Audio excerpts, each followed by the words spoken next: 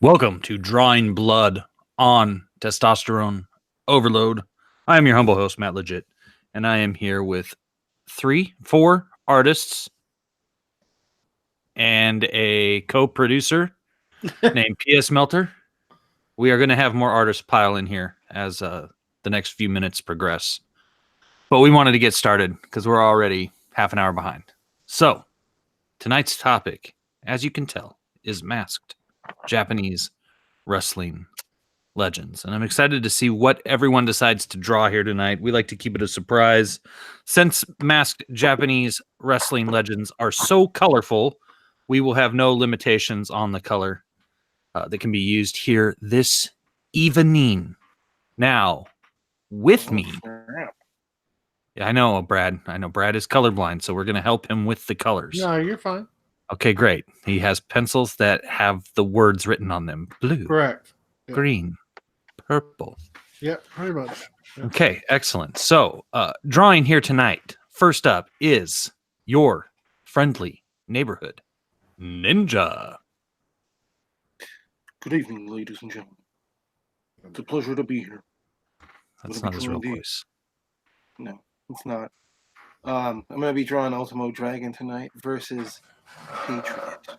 Oh, Ultimo Dragon versus the Patriot. You could have left it a surprise. Yes. You know, you don't have to tell the people. We can guess. It's fun to I guess. thought you were supposed to tell who you were drawing.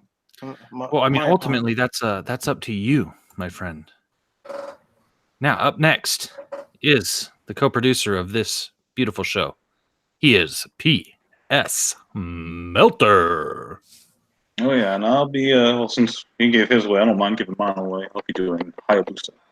Hayabusa, FMW legend, now deceased, sadly.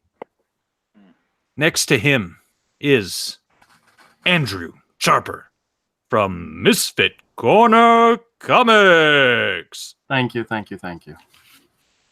I'm not going to say who I'm drawing. I'll keep it a secret. I like that. I like to be able to guess. Even though you guys already know. We'll see if I can put a twist on it. And next to him, the big man from the Salt Lands, he is... Salt Lands? All right. I don't know. He's from Utah, right? That's the Salt Lands, I guess. He is the pencil for life here on YouTube. He is Big Brad Ashworth. Hey, guys, what's up? How you guys doing? Everybody doing okay tonight? I'm doing great tonight. How are you guys tonight? I'm doing good, dude. Yeah, doing good. You guys ready for this? I am ready. I'm excited to see what everyone's going to draw. I'm excited for some more people to get in here because I feel like everyone is being a little racist, not showing up for the Japanese wrestling drawing stream. So we'll see who can manage to make it in here because we still have a couple of legends who I don't think are going to be drawn with only 4 artists. And I'm damn sure not going to draw because that would just disgrace the wrestling legends. Yeah. Mm. Like slander in art form. That's one way to put it, I guess. Keep your slanderous art to yourself. Now, what do you use that blue tape there for, Bradley? Border. Oh, fancy. Okay. Yeah. Are we starting? We're starting. Start your engines. Go. Okay. They're going to beat you, Brad, and you're already 2 minutes behind everybody else. You're in trouble. Okay. I see Niobe is in the chat. I have sent you the link on Facebook, Niobe. I think Niobe, get in here and draw. Facebook. And he's a big wrestling fan, in addition to being a comic book creator. And I also see Mior in the chat, and I know he'll be drawing us very soon. And I will dish out a character to him in case he doesn't know anything about Japanese wrestling. And I will go into the history of Japanese wrestling here in a little bit. I just like to chat with everybody and see what they're doing first. So what is everybody doing? Ninja, do you have some projects you're working on that you could tell the beautiful people in Webtown all about? It sure can. Well, as some of you may know, I will be the colorist for Sporkman Goes to Japan, which if you guys go check out Wicked, you can get yourself some copies of Sporkman conventions, if I'm not mistaken. And also on Comixology, you can pick up the digital versions of Sporkman Goes to Japan, but they're going to be in classic manga black and white. So for those of you who are big manga fans out there, go check that out. Also, I am working on a project with Doug Garrett, the creator of Lone Wolf. The project we're working on together is called Psychotron, about a World War III cyborg super soldier. And it's the post-apocalyptic wasteland, and he is trying to make his way in the world, keep himself operational by doing odd jobs and risking his robot life for a quick buck. Isn't that the way it always works, though? Yeah, it is. Mm. Risking our lives out there every day. It's not even the apocalypse yet. I know, right? I'm curious to see what Brad's drawing here. That's going to be exciting. You know, as you people can see, we have three gentlemen who draw by hand, and another gentleman who also draws by hand, but he uses a computer. And so he's going to move at a much faster pace, I'm guessing. He certainly seems to be thus far. Now, P.S. Melter, what about you? What are you working on when you're not drawing professional wrestlers?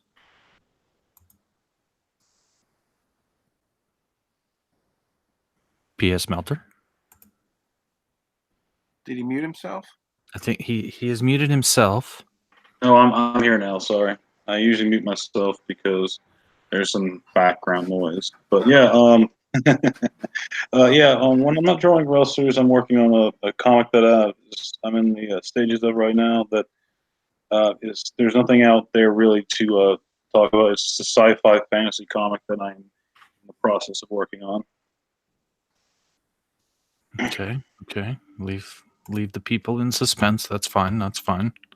Yeah, don't want to talk too much good about it if I don't have anything to show yet. Sure, I understand that. Andrew Charper from Misfit Corner Comics. What are you working on when you are not drawing professional wrestlers you've never heard of? I do a kid-friendly action-adventure graphic novel series. I'm still working on book 3 right now, called Hero, and my good friend Avery Butterworth is in the process of coloring book 2, and we're going to relaunch the Indiegogo for Hero book 1 in full color. Hopefully, the plan is March 1st is what we're looking at for the new release date, and inspired by shows just like this, we're going to start our own live stream drawing program coming next Friday, February 1st. We're going to start it over on my channel at Misfit Corner Comics. It's called Drawing in the Corner. And the twist with our thing is it's going to be all original stuff. We're not asking anybody to come in and draw Batman and Superman and Spider-Man. It's all going to be original creations. And we'll see how that goes. We're just trying something new.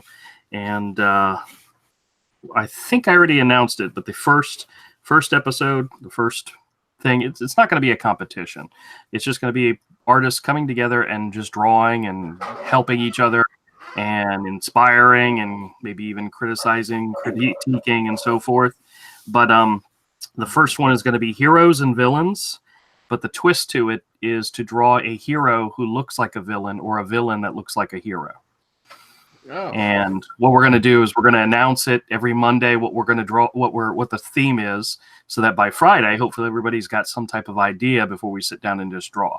So, but we'll see how it goes. So if anybody out there is interested, contact me on Twitter and at Andrew Charper, or just look up Misfit Corner Comics, and we'll take all comers. So Very cool. Okay. Well, I should have told you I was going to promote another drawing stream before we started, shouldn't I? No, not at all. No, this is cool. That's cool. What days are you guys going to do it on? Have you decided yet? It'll be Fridays, and I usually do a Monday, Wednesday, Friday live stream at 7:30 Eastern time. and we're pretty much just going to make the Friday live stream into a drawing live stream. Cool. So, and we probably won't go maybe an hour, hour and a half, just because, I don't know. 2 hours seems like a long amount of time for me, but we'll see what Really? happens. Yeah, I could probably do 3 drawings in 2 hours if need be. But I'm not bragging or nothing, I promise. I just draw quickly. And do you leave the pinky on your glove so that we will not see that you keep your pinky nail painted?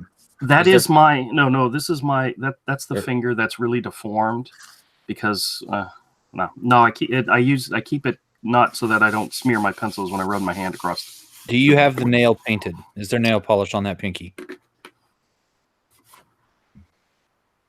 I'm not going to show you. Okay. Yeah. I just want to admit to it.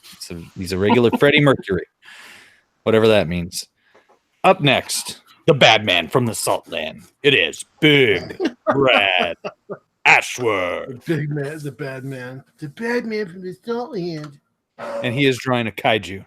He has I gotten am confused. drawing a kaiju. All he heard was Japanese, and so he started drawing a kaiju in hopes that Guillermo del Toro would hire him on Pacific Rim 7. Correct. Oh no, I know who that is, but I'm going to let the people out there guess. All Can the right. beautiful people watching, can they guess who that professional wrestler is that Brad's drawing? Let me put it on the screen so everyone can see. What is that? Who is that? I know who that is. You're a real wrestling fan if you know who that is. I'll tell you that. We'll see if anyone can guess. It's clear to me already, but it might take a little bit of time for others to get it, to figure it out. It is a masked wrestler who is a legend in Japan. That's all I'm going to say about it. So we'll see if the people can figure it out. The beautiful people. And all you beautiful people, if you have not clicked that thumbs up button yet, please feel free to click that thumbs up button. It truly, truly helps. It makes me feel all tingly inside. No, let's not do the tingles. Oh, And it makes me feel all Chuck tingled inside. It makes me feel validated as a human being. It might not be true, but it does help. It does help to spread this beautiful stream and get these people some more attention. And they sit here and they do this for free. I don't even pay these guys. They just draw these for free. And we're not getting paid. honestly, guys, maybe what we should do, after we've done, I don't know, 15 or 20 of these, maybe doing a book and releasing all these so everybody could get paid. Wrestling fans might buy a little coffee table book with art of some great wrestlers, selected by me, of course, the only historian in here. Let's take a look at what everybody else is doing. What's going on with our friendly neighborhood ninja down here? Oh, very clear as day. That is Ultimo Dragoon. And I will talk a little bit about all these wrestlers here in a little bit. I just want to wait for a couple more artists to pop in here and get started before I start ranting and raving about professional wrestling. I'm really digging it so far, Ninja. I'm curious to see, are you going to be the first two-time Drawing Blood champion here on Testosterone Overload? That's very possible. Very possible. Because Jimmy told me to come and defend the belt in his place because he could not be here. Most people don't know this, but Manny Correa from Good Dog Press actually converted to Catholicism just to avoid Ninja because he's scared of him. Okay. It's true. He used to be a That Baptist until 2 weeks ago when he said, "Oh man, I better convert to Catholicism so I have an excuse to not show up on Sunday nights." Purely speculation. This is just what I'm guessing. Although I am going to have to step away here for a minute. because I Well, have a little as a champion, this is the thing: is as a champion, which you are, Ninja, you are a champion, and so Yeah. it's not that you have to win because you already have the championship. You don't have to win; you just have to not lose. Mm. And strangely enough, I also noticed that Jiminy Cricket, who won last week with his art of the Rock and Sock connection, he also didn't have the stones to show up here and take you on. I think he's a little afraid, you know. I think that's why he chose The Rock and Mick Foley, because he knew that that would get a good impression with the beautiful people watching. And he said, "Oh no, I don't know what Japanese wrestler should I pick. Oh boy, oh boy." He got scared. He was just like, "Can't I just draw Ichiro from the Mariners? Isn't that all right? Can I just draw a baseball player instead that's famous?" Nope, nope, it doesn't work like that, Jiminy. And so I think he's hiding behind his mama's skirt right now. Can't prove that, of course. Purely speculation. But we'll find out. Purely. We'll find out if he shows up in here. Maybe he'll do a run-in and bust you wide open. Leave you bloody. Possible. Back of the head with a chair. Yeah. Don't Put trust me him. down. And then Brad freaking rolls me up for the quick pin while I'm unconscious. Brad could also win here tonight. Let's see what Melter's doing. Oh my gosh. Okay.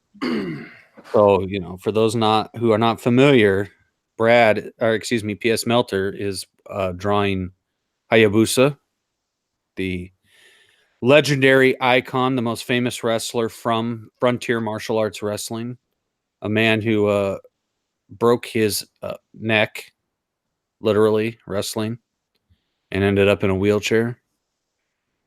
And he actually did regain the ability to walk in 2015.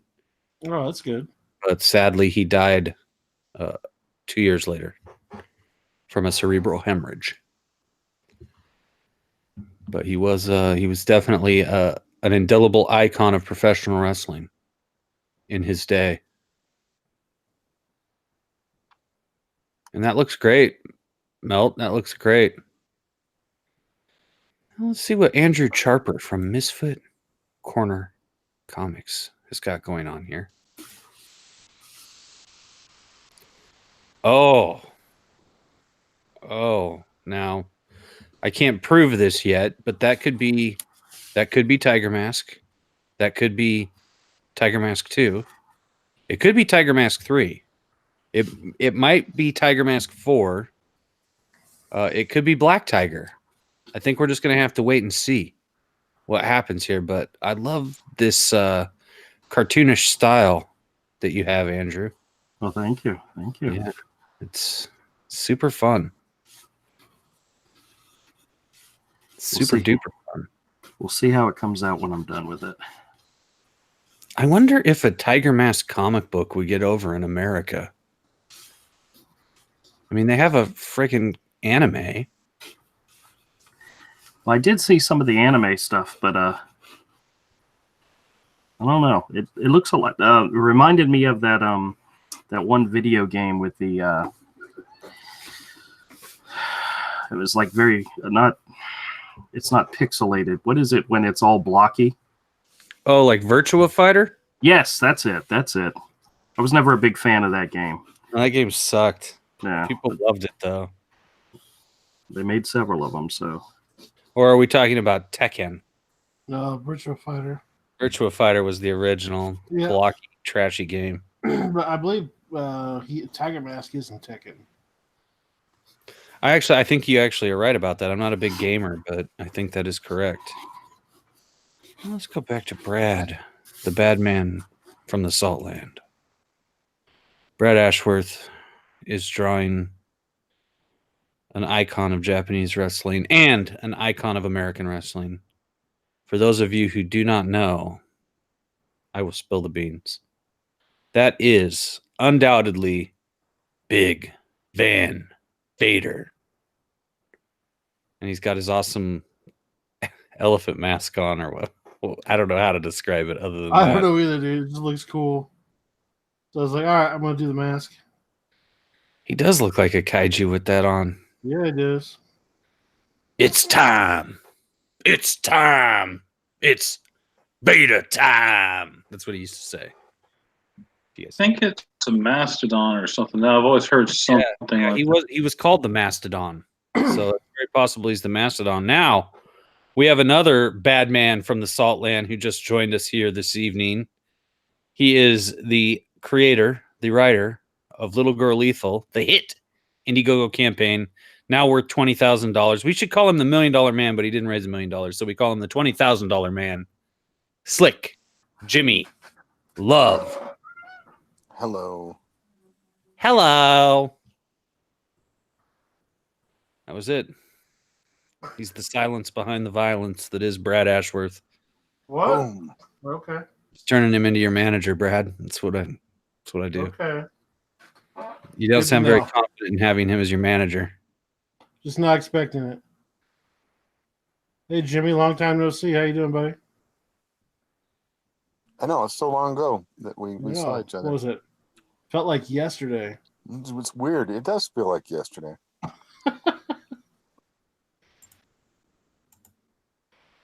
Down you go. I am curious to see if we do have any more artists show up here. I think Mior is going to show up. And he's going to come in here at the last minute and he's going to blow everybody away with an incredible drawing.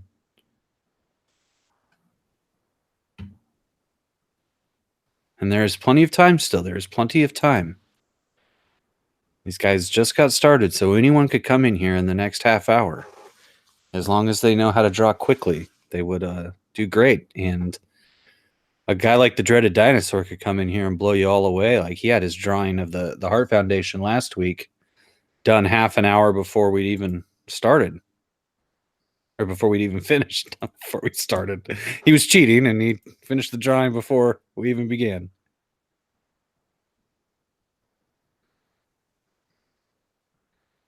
I've noticed a theme. We have no lefties. Now, Ninja might be a lefty, but can't really tell. Seems like there's a real lack of southpaws in Comicsgate adjacent, indie comics in general. How about just life? Yeah, just in life, but that's all true. It's very true. That's what I'm here for, though.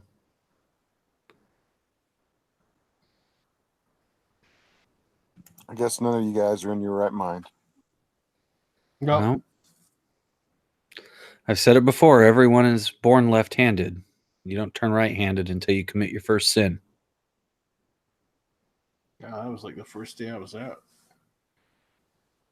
Yep. Mm-hmm. So Jimmy, did you get a beer? The boob. Boom. Right in. No? Why would I get a beer? We were so fascinated with talking about it that I thought I'm maybe fascinated in a lot of things. I just want to know. I want to know. I don't have to necessarily imbibe. I didn't say you did. You could Yeah. just taste it and you could just swish it around in your mouth and then spit it out Do a spit like take. you do with other liquids. Well, yeah. I learned from the best, Matt.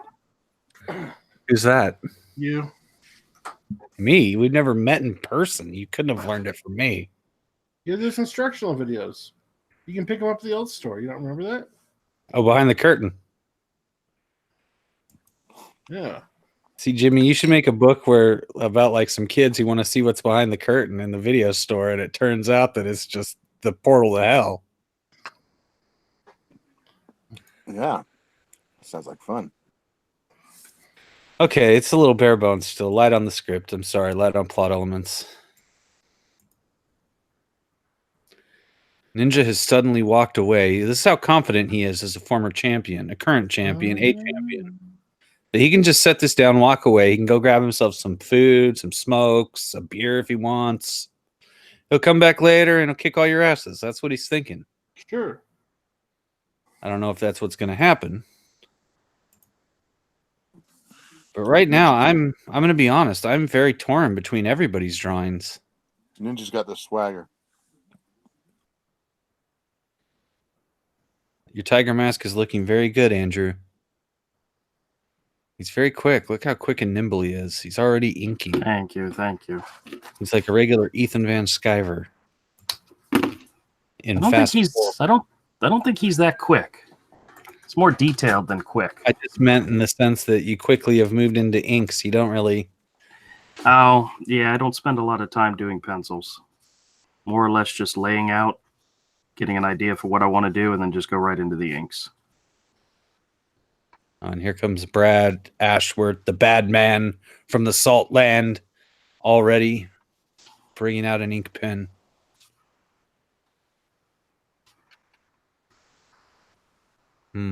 Fascinating, gentlemen. Now, Jimmy, tell me what you know about Japanese professional wrestling.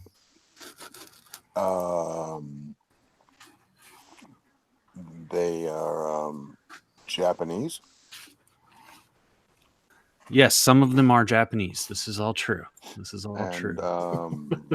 some of them have some samurai themes and maybe some sumo themes. I'm postulating.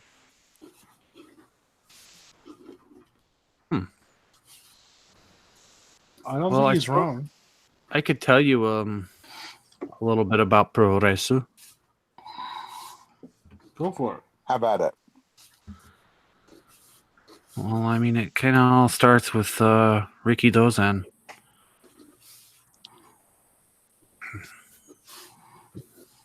Let me just pull it up here. And I'm getting there. He's not prepared. just like usual. Riki Dozan was a sumo wrestler originally. He was a Korean fella, Korean Japanese. And that was something he never shared with anyone. No one in Japan actually knew this. And he was born Kim Sin-rak in Japanese Korea on November 14th, 1924. He became the adopted son of the farmer Momota family of the Nagasaki prefecture when he was young, and he trained to be a sumo wrestler. And making his debut in May of 1940, due to the discrimination against Koreans by the Japanese, he claimed that his name was Mitsuhiro Momota and listed his birthplace as Amura, Nagasaki. He was given the name Riki Dozan. And he was a runner-up to Yokozuna in a tournament in June of 1947, but didn't quite make it there. His highest rank was Sekiwaki. He gave up sumo in 1950, although he claimed it was for financial reasons. Discrimination against Koreans may have been a contributory factor. He made his professional wrestling debut in 1951 with a 10-minute draw against Bobby Bruns. He established himself as Japan's biggest wrestling star by defeating one American wrestler after the other. This was shortly after World War II, and the Japanese needed someone who could stand up to the Americans. So Riki Dozan became immensely popular in Japan. American opponents would portray themselves as villains who would cheat in their matches. And Riki Dozan was, when he would come to America, he was booked as a villain. Damn Americans cheating in matches. But quickly he even became a babyface in America too, and gained worldwide renown when he defeated Lou Thez for the NWA International Heavyweight Championship on August 27th, 1958 in Japan. In another match, Thez willingly agreed to put over Riki Dozan at the expense of his own reputation, and this built up a mutual respect between the two wrestlers. He would go on to capture several NWA titles in matches both in Japan and overseas. He trained professional wrestlers, and we'll get into that, but his biggest feud was with a guy named the Destroyer, Dick Beyer. Dick Beyer was a somewhat popular wrestler in America, but the Destroyer was a masked wrestler. I can actually share a picture of Dick Beyer here for all the beautiful people who don't know, who aren't familiar. Big Dick Fire. I've heard of him. Dick Beyer, you can actually listen to an interview that Bruce Hart and myself conducted with Dick Beyer here on Testosterone Overload in the Heartbeat Radio Shoot Interviews playlist. You wouldn't believe it, but for a 97-year-old man, he still has all his faculties. He can't walk too well anymore, but his mind is still fresh. And I was bringing up names to him from the 1960s, and he remembered everybody I brought up to him. And he still wears that mask. You can still see old Dick Beyer. wearing that mask everywhere he goes. Very nice man. Very nice man indeed. But he was hated in Japan. Let's just do a search for Destroyer and Ricky Dozan.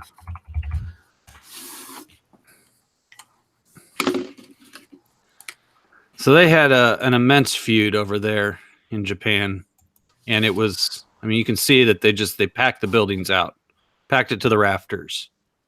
And they had a match that was watched by more people on television in Japan than any other television program in Japanese history. That is how popular Ricky Dozan was, how popular the sport of Puroresu was over there. And it's quite amazing, actually, if you think about it, that millions of people in the early 1960s tuned in to watch these two men battle each other.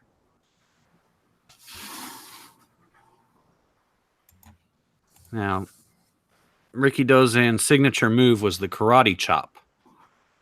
It was with his success in pro wrestling. These guys made millions in pro wrestling, right? Back then, he started acquiring properties like nightclubs, hotels, condominiums, and boxing promotions, and established the Japanese Pro Wrestling Alliance, which was Japan's first professional wrestling promotion in 1953. His first major feud was against Masahiko Kimura, the famous judoka, who had been invited by Ricky Dozan to compete as a professional wrestler. Other famous feuds include the 57 and 58 feud against Lou Thez, Classy Freddie Blassie in 1962, and the Destroyer in 63.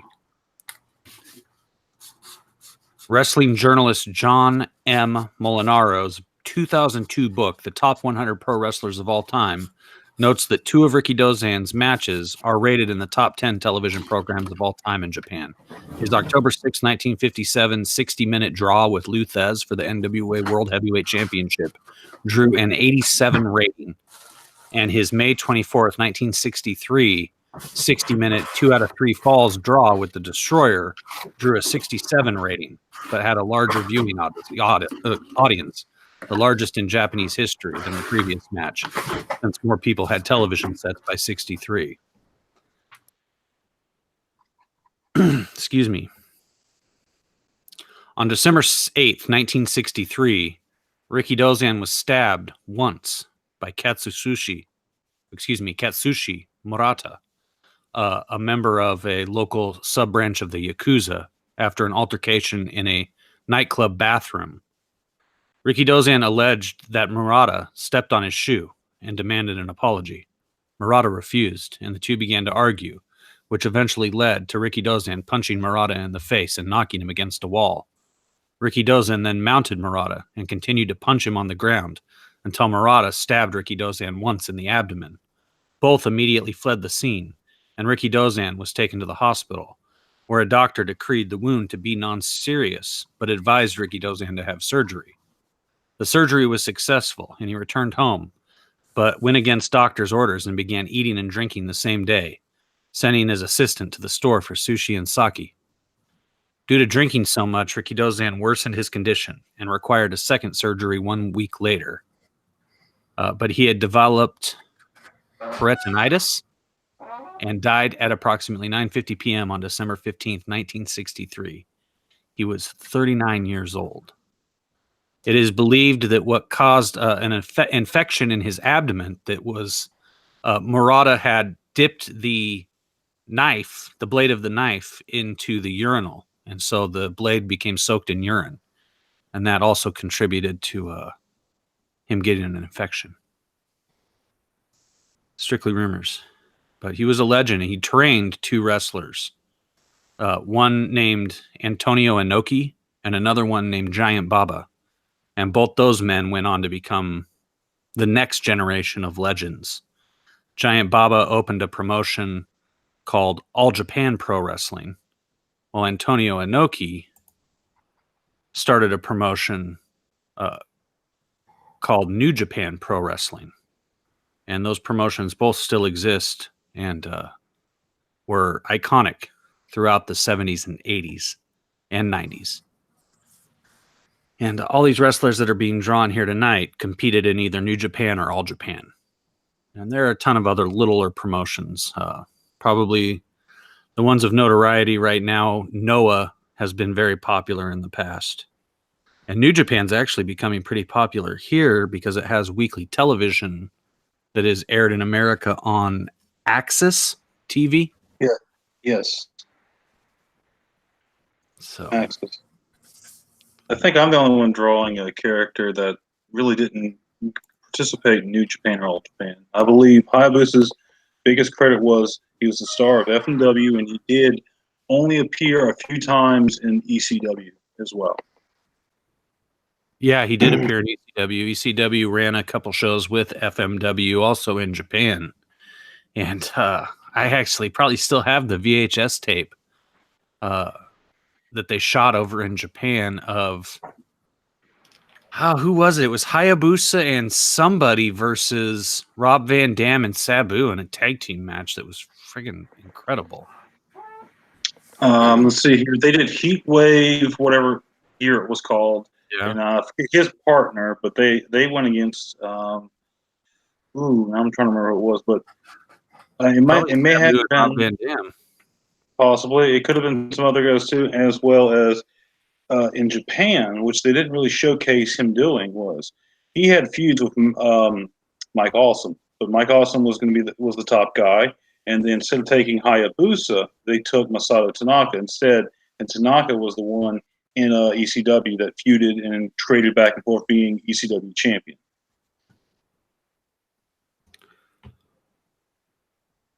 Yeah, Hayabusa was incredible. He was a jobber in FMW or a curtain jerker in 91 and 93 before he traveled to Mexico, where he developed the Hayabusa gimmick and his signature style, learning lucha libre. He returned to FMW in 1995 and received a significant push as the face of the company, winning the first Brass Knuckles Heavyweight Championship later that year. But because of his bombastic wrestling style, he was pretty much injured a lot. And so most of 1996, he was spent on the sidelines with an injury and slowly started gaining popularity throughout the 1997 and 1998. Let's see what he held so many belts, and him and Mike Awesome did have incredible matches, just like Mike Awesome did with Masato Tanaka. Yeah, in Frontier Martial Arts Wrestling, he was an all-Asian tag team champion with Jinsei Shinzaki, who was what was his name in WWF back in the day? He had all those tattoos, right? Those weird Japanese kanji all over his body. Yes. I just can't quite pull his name out of my. I got so much wrestling in my brain that I can't keep it all straight anymore. That's okay. I can't remember that guy's name either. That's what he was called. He was a 3-time Brass Knuckles Heavyweight Champion in FMW, a 2-time Brass Knuckles Tag Team Champion, Independent Heavyweight Champion, World Street Fight 6-Man Tag Team Champion, WEW 6-Man Tag Champ twice, WEW Heavyweight Champ, WEW Tag Champ twice, with Tetsuhiro Kuroda and Mr. Ganosuke. FMW Double Championship #1 Contenders Tournament. And probably what's most impressive is that PWI ranked him number 38 of the 500 best singles wrestlers in the PWI 500 in 1998 and 1999, which, for people that don't know wrestling, to become number 38 on PWI's list when you're literally in just an independent promotion, FMW was extremely popular, but the average WWF fan would have never even heard of FMW. So to become number 38 on that list is, especially when you're from Japan, you're not even an American wrestler. That's phenomenal. That's phenomenal. But unfortunately, on September 9th, Hayabusa was involved in a match where after the match, Mammoth Sasaki challenged Hayabusa to a singles match, which stipulated that if Hayabusa won, then Shoichi Arai would be reinstated as FMW president. The match, which took place on October 22nd, involved Hayabusa suffering a career-ending injury when he attempted a springboard off the middle rope and lost footing, landing on his head, cracking 2 of his vertebrae, which left him paralyzed. The injury provoked a high fever and required surgery. This injury ended his wrestling career. As he was considered the heart and soul of FMW, the company slowly folded after his departure. He eventually learned how to walk again. By 2015, he could use his legs and stand and walk with a cane. On March 3rd, 2016, at the age of 47, he died of a cerebral hemorrhage. His body was found when the owner of a nearby tavern, with whom he was scheduled to meet concerning a March 7th event, went to his home after Izaki failed to arrive for their planned meeting. And that is the sad, sad story of a phenomenal wrestler named Eiji Izaki, better known as Hayabusa. Very sad. That was sad. That was.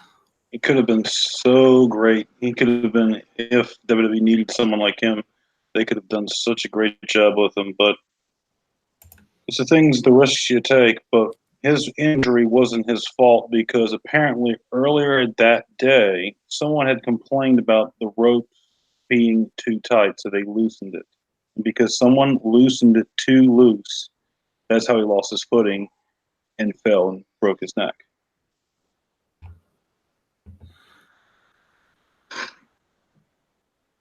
So the type of move he was actually doing was invented, not the springboard moonsault. It is a springboard moonsault, but it's called an acai moonsault, which is named after the Ultimo Dragon, which is what our friendly neighborhood ninja is drawing here. And he is also a guy who had a career-ending injury, but he managed to come back from it too. Oh, What is going on in the background over there? Edwin Boyette? What, Edwin Boyette's here? No, but that's what you usually hear Well, when he is here. I'm sorry, but there must be an ambulance coming by. so I'll just tell you guys a little bit about Asai Yoshihiro, who is the Ultimo Dragon. He graduated from Japan Pro Wrestling Dojo in 1987, but left the promotion after he struggled to battle his way up toward mid-card status. He moved to Mexico, which a lot of Japanese wrestlers, after they have completed their training, they go to Mexico to get seasoned, where he joined the Universal Wrestling Association, and he subsequently won the UWA World Welterweight Championship in 1988. In March of 1990, he joined the Universal Wrestling Federation in Japan. He also competed in the Universal Lucha Libre promotion, founded by his mentor, Gran Hamada. In 1991, he signed with CMLL, which is a Mexican promotion, and adopted the Ultimo Dragon mask and persona. Ultimo Dragon, which means last dragon in Spanish, was initially a gimmick that saw Yoshihiro claiming to be the last student taught by legendary martial artist Bruce Lee, whose nickname was the Dragon. That gimmick was later dropped, but the name remained. He went on to become an IWGP Junior Heavyweight Champion twice in New Japan Pro Wrestling, and held various titles in Mexico, and also wrestled for AAA, which is the other big Mexican promotion. Ultimo Dragon made his American debut for World Championship Wrestling, the Ted Turner-owned promotion everyone's familiar with, WCW, the mothership, in 1996, initially under the mistranslated name Ultimate Dragon. He was referred to by this name for several months in WCW until they reverted to using a Spanish ring name. He quickly was pushed into the limelight of the WCW Cruiserweight division with Sonny Ono as his manager. He was instantly a heel based upon the fact he was Japanese and Sonny Ono was his manager. He made his pay-per-view debut in 1996 at Hog Wild, which was a promotion they did every year at the Sturgis motorcycle biker rally, which is actually, it was kind of neat, actually. He went against Rey Mysterio Jr. for the WCW Cruiserweight title, but lost. He got back the win at WCW's World War III, which was a big battle royal they do with 60 men where they have 3 wrestling rings put together, side by side. He returned to WCW as the J Crown champion. So the J Crown, I gotta explain what that is too. It was formed originally by New Japan Pro Wrestling as a way of uniting 8 junior heavyweight and cruiserweight titles from several different organizations. It united the British Commonwealth Junior Heavyweight Championship from Michinoku Pro, the IWGP Junior Heavyweight Championship from New Japan, the NWA World Junior Heavyweight and NWA World Welterweight Championships, which were from the National Wrestling Alliance and Mexico CMLL. The UWA World Junior Light Heavyweight Championship from the Universal Wrestling Association, another Japanese promotion. The War International Junior Heavyweight Championship, which was Wrestle Association R, another Japanese promotion. The WWA World Junior Light Heavyweight Championship from the World Wrestling Association, and the WWF World Wrestling Federation Light Heavyweight Championship. Most people don't know, but the WWF had a couple of titles that were regularly defended in Japan since the 80s. And they've never been mentioned on WWF television or WWE. So there was this tournament that was held in 1996 that saw basically the greatest wrestlers from Mexico and Japan who were, the little guys, cruiserweights or junior heavyweights, whatever you want to call them. And they wrestled in this tournament. And in the end, it was the Great Sasuke versus Ultimo Dragoon, with Great Sasuke winning. And Great Sasuke held the 8 titles for approximately 67 days before Ultimo Dragoon won it and held it for 85 days. The only other people to hold it after that were Jushin Thunder Liger, El Samurai, and Shinjiro Otani before it was deactivated and the belts were, went back to their promotions. So that's very impressive if you're a wrestling fan. So, he wrestled all over. He won the Cruiserweight title a couple times. He won the WCW World Television title. But he suffered an arm injury in 1998 that required surgery. The operation was botched, and it caused nerve damage, which basically practically ended his career. And he became a trainer for a while in 1997 and through 2003. He opened a promotion. So he became a trainer at a company called Toryumon, which was in Japan. Was in Mexico, and then later he renamed Toryumon Dragon Gate and took it to Asia, and became very popular there. He managed to, mount a comeback and return to the ring.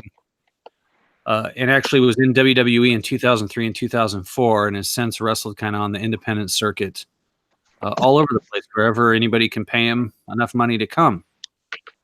The championships the Ultimo Dragoon has held are All Japan Pro Wrestling's All Asia Tag Team titles once, and the World Junior Heavyweight Championship once. CMLL, the Mexican promotion's World Middleweight title, twice. The International Wrestling Alliance's Heavyweight and Junior Heavyweight Championship, each once. Michinoku Pro Wrestling's British Commonwealth Junior Heavyweight Championship, and the tag titles on 2 occasions. UWA's World Middleweight Championship 5 times, the World Welterweight Championship once, and the WWF Light Heavyweight Championship once. 2-time Cruiserweight and 2-time Television Champion in WCW, the Mothership. Wrestle and Romance, or Wrestle Association R, he held the International Junior Heavyweight title twice and the World 6-Man Tag title once. And most famous probably for New Japan Pro Wrestling, where he held the IWGP Junior Heavyweight Championship twice, the British Commonwealth Junior Heavyweight Championship once, the NWA World Junior Heavyweight Championship once, the World Welterweight Championship twice, the UWA World Junior Heavyweight, blah, blah, blah, blah, blah, blah, blah, blah. He held a lot of titles. He's freaking amazing. And Yeah. yeah, he really is. And he's actually had six hair versus mask matches, or mask versus mask matches, which are huge in Mexico. They used to be, somewhat big here, but in Mexico, those are really big because, when we'll talk about this next week, we're going to draw luchadors next week. But just to kind of give you an idea of how important it is, the wrestler's mask in Lucha Libre goes all the way back to their ancestors who would paint their faces, like the Mayans would paint their faces before they did battle. And that is where the tradition of the mask kind of comes from in Mexico. And so to lose your mask is, a humiliating thing, like losing your hair, humiliating, demasculating. And that's the story of the Ultimo. Demasculating. That's right. Yeah. And you can see that Ninja's drawing the traditional Ultimo Dragoon with the blue outfit. Yeah, the blue outfit's probably the most classic of his outfits. So Let's take a look here. There's P.S. Melter's Hayabusa coming along nicely.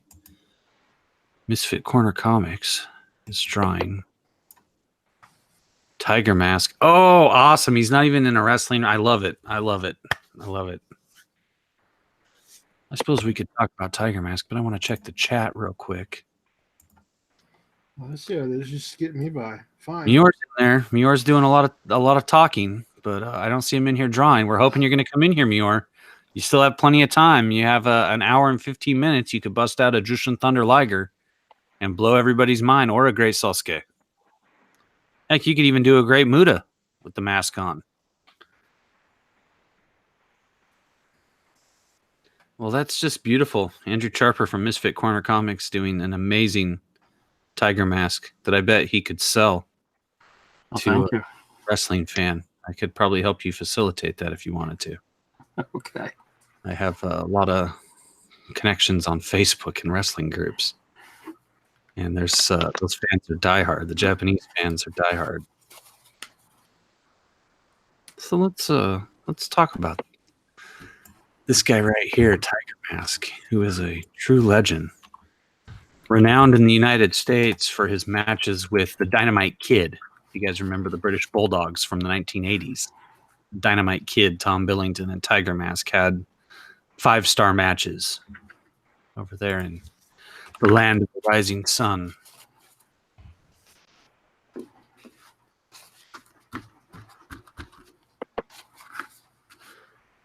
So Satoru Sayama is the Tiger Mask. He debuted in New Japan Pro Wrestling. And he weighed only 160 pounds, which, even given his training, impaired him from getting a permanent spot on New Japan Pro Wrestling cards. So they sent him abroad to England, where he wrestled as Sammy Lee, and down into Mexico, where he wrestled under his real name. In Mexico, he started to grow not only in physical stature, but also in prominence, winning the NWA World Middleweight title in EMLL, which was an offshoot of CMLL.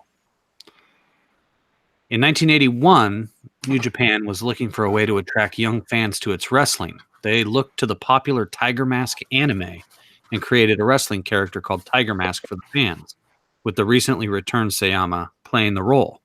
On the evening of Thursday, April 23rd, 1981, Satoru Sayama made his way to the ring as Tiger Mask. Initially, many traditional Japanese fans scoffed at the thought of a popular comic book wrestling hero being pushed as a legitimate wrestling star, but he shocked the Japanese fans in the arena by pinning Dynamite Kid with his German suplex. As a result, he was immediately regarded as the premier star in New Japan's junior heavyweight ranks. Moreover, that match would be the first of many classic battles between him and Dynamite Kid. On May 6, 1982, Tiger Mask was forced to vacate the WWF Junior Heavyweight Championship after an injury to his right knee. He would go on to win the NWA World Junior Heavyweight Championship less than 3 weeks later. The next day, Tiger Mask defeated Black Tiger in a match for the WWF Junior Heavyweight Championship. This victory was met with controversy as some board members on the NWA declared the title vacant, as they felt that the NWA World Junior Heavyweight Championship was the premier title for the division. However, during an annual meeting between the NWA and New Japan Pro Wrestling, it was declared that Tiger Mask was still recognized as the official champion, which made him the only man to simultaneously hold the NWA World Junior Heavyweight Championship and the WWF Junior Heavyweight Championship at the same time. In late 1982, while still a member of the New Japan roster, Tiger Mask made at least 2 tours of the United States. He appeared primarily in the World Wrestling Federation, which was at that time still a regional promotion in the northeast part of our country. He defeated WWF Junior Heavyweight Champion. He defended the WWF Junior Heavyweight Championship by defeating Dynamite Kid at Madison Square Garden on August 30th and Eddie Gilbert at the Spectrum in Philadelphia on November 25th. During his time as Tiger Mask, he faced mainly English and Mexican opponents with styles that complemented his own. As a result, the match with Gilbert would be regarded as one of his higher-profile matches against an American-style opponent. Sayama also made appearances at WWF television tapings during these tours. Excuse me. During a tag match on April 3rd, 1983, he was injured by Dynamite Kid. 2 days later, he was forced to vacate the NWA World Junior title after it became clear that he would need time off to recuperate. However, once the determined Tiger Mask recovered, he regained his NWA World Junior Heavyweight title by defeating Kuniaki Kobayashi on June 2nd, 1983, making him a simultaneous NWA and WWF Junior Heavyweight champion for a second time. By 1983, however, Sayama started feeling dissatisfied as he hated the politics behind the scenes of wrestling, which are brutal, as bad as the politics in comic books any day of the week. As a result, he announced his retirement from active competition on August 2nd, 1983. It was a shock to the wrestling world, as Tiger Mask was going to retire while he was at the top of his game, and as the holder of 2 junior heavyweight championships. Both titles were declared vacant, as he became a trainer to martial arts fighters. He was inactive from the ring for nearly a year, and founded the Tiger Gym, spending most of his time training with his protege, Kazuo Yamazaki. Sayama resurfaced in the Japanese promotion Universal Wrestling Federation in 1984. By then, All Japan had purchased the Tiger Mask name and gimmick and given it to Mitsuharu Misawa, who wrestled as Tiger Mask 2. As a result, Sayama initially made appearances for UWF as the Tiger, which was the same colors as Tiger Mask, then alternated between using his real name and the gimmick of Super Tiger, colored silver and purple. He initially supported the UWF concept and had several memorable matches, but would soon disagree with Akira Maeda over style ideology, as Sayama wanted more kicking while Maeda wanted more submission holds.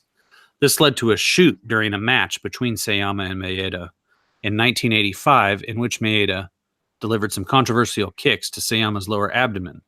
Sayama signaled that he was kicked in the groin, resulting in Maeda being disqualified. Shortly after this, Sayama left UWF amidst protests from other wrestlers who disliked him for his selfish leadership. With no key opponents for Maeda, the UWF collapsed and the rest of the roster headed back to New Japan. He then left professional wrestling altogether. In 1986, he founded Shuto.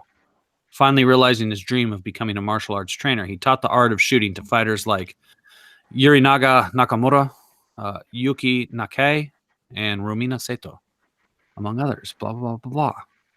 In 1995, Sayama was offered to return to Puroresu for a match against old mentor Antonio Inoki.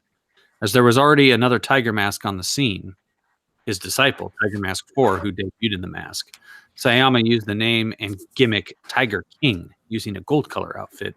Inoki ended up winning the match. He still trains wrestlers. And actually, on March 20th, 2015, at a Real Japan event, Sayama was defeated by All Japan wrestler Akibono, who was former Yokozuna, one of the most famous Yokozunas in Japanese history, after the big man splashed him. Afterwards, Sayama began experiencing chest pains, which forced him to pull out of subsequent matches. After multiple tests, it was determined that he needed to undergo emergency heart surgery, which took place on May 22nd. Following the surgery, Sayama began suffering from angina, which forced him to pull out of Real Japan's 10th anniversary event on June 11th. On June 5th, Sayama held a press conference stating that he was not thinking about retiring from professional wrestling despite his life being in danger prior to the catheter surgery. He returned to the ring on June 23rd, 2016. What a pimp. He starred in the Toshihiro Sato movie Roppongi Soldier as a former kickboxer turned private detective. How about that? His titles in EMLL, he held the NWA World Middleweight and WWF Junior Heavyweight title. In New Japan, he held the NWA World Junior Heavyweight twice and the WWF Junior Heavyweight twice. In Tokyo Pro Sports, he held the TWA tag titles. In the UWF, he was a 1984 tournament winner and actually received the match of the year in 1982 from P.S. Meltzer's dad, Dave Meltzer, and the Wrestling Observer Newsletter Awards for his match against Dynamite Kid. Good one. And of course, there's been 3 other Tiger Masks since then. And they even had a black tiger as the villain to go against him. That's the story of Tiger Mask. And you've drawn him better than I've seen him drawn before. It's amazing. Andrew Charber from Misfit Corner Comics. Well, thank you very much. Thank you very much. He was a good suggestion from PS, so. Now, let's see what our friend Brad has got going on here. A totally awesome Big Van Vader. This is terrifying. I just want to combine this with Andrew's image and just have like Vader jumping at Tiger Mask from behind. Yeah. Brad's pretty silent tonight. Well, you've been reading. I've just been concentrating.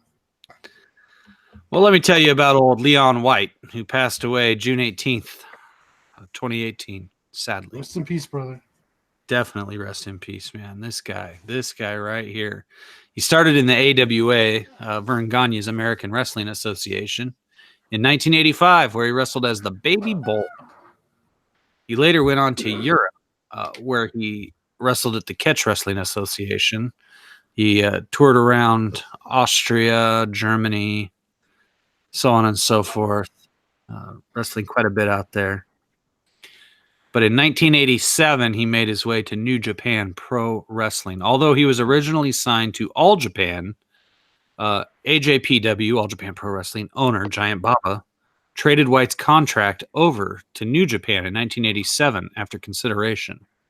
Upon joining New Japan, Leon White was given the ring name Big Van Vader and began to wear a black wrestling mask. His new identity was based on a strong warrior of the same name from Japanese folklore, not Darth Vader. He was introduced as the crown jewel of the Takashi Puroresu Gundam stable that was managed by Takeshi Kitano. Vader challenged Antonio Inoki, who had already defeated Riki Choshu and defeated the worn-down Inoki. The pro-Inoki audience rioted, resulting in New Japan being banned from the Sumo Hall, its home arena. The ban remained in effect until 1989, when New Japan did their first show back at the Sumo Hall in February of 22nd. After winning the final match of an 8-man tournament against Shinya Hashimoto, Vader was declared the new IWGP Heavyweight Championship in New Japan. He was the first Gaijin, non-Japanese wrestler, to hold the title. On May 25th, 1 month after being crowned champion, Vader lost the title to Russian suplex master Salman Hashimikov. Hashimikov dropped the title to Vader's old rival, Riki Choshu, blah, blah, blah, and then Vader defeated Choshu to become a 2-time IWGP heavyweight champion on August 10th of 1989. On February 10th, 1990, Vader faced Stan Hansen at an All Japan versus New Japan Supercard show. Before Vader entered the ring, Hansen accidentally broke Vader's nose with the bull rope Hansen carried to the ring for his matches. During an exchange of stiff punches, Hansen unintentionally poked Vader's left eye with his thumb during their brawl, which caused the eye to pop out of its socket. After removing his mask and pushing his eyeball back into its socket, and holding it in place with his eyelid, Vader continued wrestling Hansen until the match was rendered a no contest. What? Yes. That's insane. Stan Hansen wore, Coke bottle glasses. And so, but to wrestle, obviously, he had to take his glasses off. Yeah. And so he was notorious for being just stiff as hell in the ring. He couldn't see what the hell he was doing. As a result of the injury, Vader required a metal plate to be surgically placed on his eye. Someone saying something? Let me just mute it. I'll be right back. Vader's success garnered the attention of World Championship Wrestling, owned by Ted Turner, who convinced him to work for them while still the IWGP heavyweight champion and an active competitor in New Japan. In January of 1991, Vader defeated Tatsumi Fujinami to earn himself a third IWGP heavyweight title reign. This reign was short-lived, however, as Vader lost the title back to Fujinami on March 4th.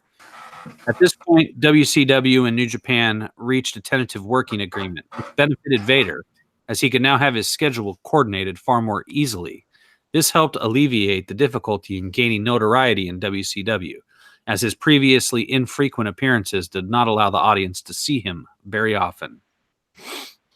On March 1st, 1992, he and Big Bam Bigelow started teaming as the team Big, Bad, and Dangerous. The duo went on to win the IWGP Tag Team Championship. In May, Vader faced Muto, now known as the Great Muta, one-on-one and suffered a legitimate knee injury. This injury was a factor in he and Bigelow losing the title to the WCW World Tag Team Champions, the Steiner Brothers, after a nearly 4-month reign. This also marked a decrease in his New Japan appearances, as Vader began to focus almost entirely on WCW and the WCW World Heavyweight Championship. In November 1989, as Big Van Vader, he made his debut in Mexico for the Universal Wrestling Association. On November 12th, he defeated El Cadec to win the UWA World Heavyweight Championship. 5 days later, he would make a couple of shows for EMLL in trios matches. He would hold on to the UWA World Heavyweight title for over a year before losing it back to El Cadec on December 9th. Vader was originally signed to World Championship Wrestling in 1990, but was only used sparingly until 91. Vader's first match in WCW took place on July 7th, 1990 at the Great American Bash, where he defeated Tom Zink in a little over 2 minutes. 7 months later, he returned for Wrestle War, where he battled Stan Hansen to a double disqualification. 8 months later, he returned at Halloween Havoc and took part in the Chamber of Horrors match, in which Vader's team lost due to Abdullah the Butcher being electrocuted by their partner, Cactus Jack, which is notorious as being a total embarrassment to wrestling when that happened. They strapped Abdullah the Butcher into an electrocution chair, and then Cactus Jack flipped the switch, and Abdullah shook and pretended like he was being electrocuted, but it just looked so phony. 2 months later, he would take part in Starrcade's Lethal Lottery, where he teamed with Mr. Hughes and defeated Rick Steiner and the Night Stalker, who was subbing for an injured Diamond Stud, Scott Hall, to advance to the Battle Royal, blah, blah, blah, blah, blah. When he began working for WCW full-time, Vader was paired with a manager, Harley Race, and received a shot at Sting's World Heavyweight Championship on April 12, 1992, but was disqualified. Sting suffered a pair of cracked ribs and a ruptured spleen in the match after taking a Vader bomb, though he continued to compete infrequently while recuperating. Vader received a rematch with Sting on July 12th at the Great American Bash, where he won to become the new WCW World Heavyweight Champion. His reign was short-lived as he re-injured his knee, forcing him to lose the title 3 weeks later to Ron Simmons, who substituted for Sting after he was attacked by Jake Roberts earlier in the night. Vader was out of action at Clash of the Champions of September. He returned at Halloween Havoc. Let's see. Let's get to something good here. At Starrcade, Vader lost to Sting in the finals of the King of Cable tournament. 2 days later, Vader defeated Ron Simmons by taking advantage of a shoulder injury Simmons had, and he regained the WCW World title. On March 11th, 1993, Vader lost the championship to Sting, but regained it again 6 days later, making him a 3-time WCW World Champion. Upon returning to WCW, Cactus Jack defeated Vader via countout on the April 17th episode of Saturday Night. During the match, Cactus Jack suffered a broken nose and needed 27 stitches on his face. The match was heavily edited for broadcast as WCW did not wish to show the severe bleeding. In a rematch on April 24th, Vader powerbombed Cactus Jack, aka Mick Foley, onto the concrete floor outside the ring, resulting in Foley suffering a concussion and a temporary loss of feeling in his left hand and leg. In the meantime, Vader began to feud with a new rival in WCW, the British Bulldog, Davey Boy Smith. They met at Slamboree in May for the World Heavyweight Championship. Vader lost by disqualification when he hit Smith with a chair, but he retained his title. Vader and Sid Vicious then formed a partnership, calling themselves the Masters of the Powerbomb. They were defeated by Davey Boy Smith and his new partner Sting at Beach Blast. And oh,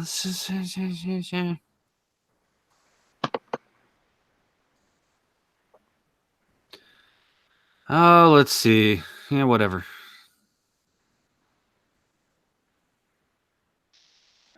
Yeah, and he also had a very short run in the WWF as well. Very short run in WWF.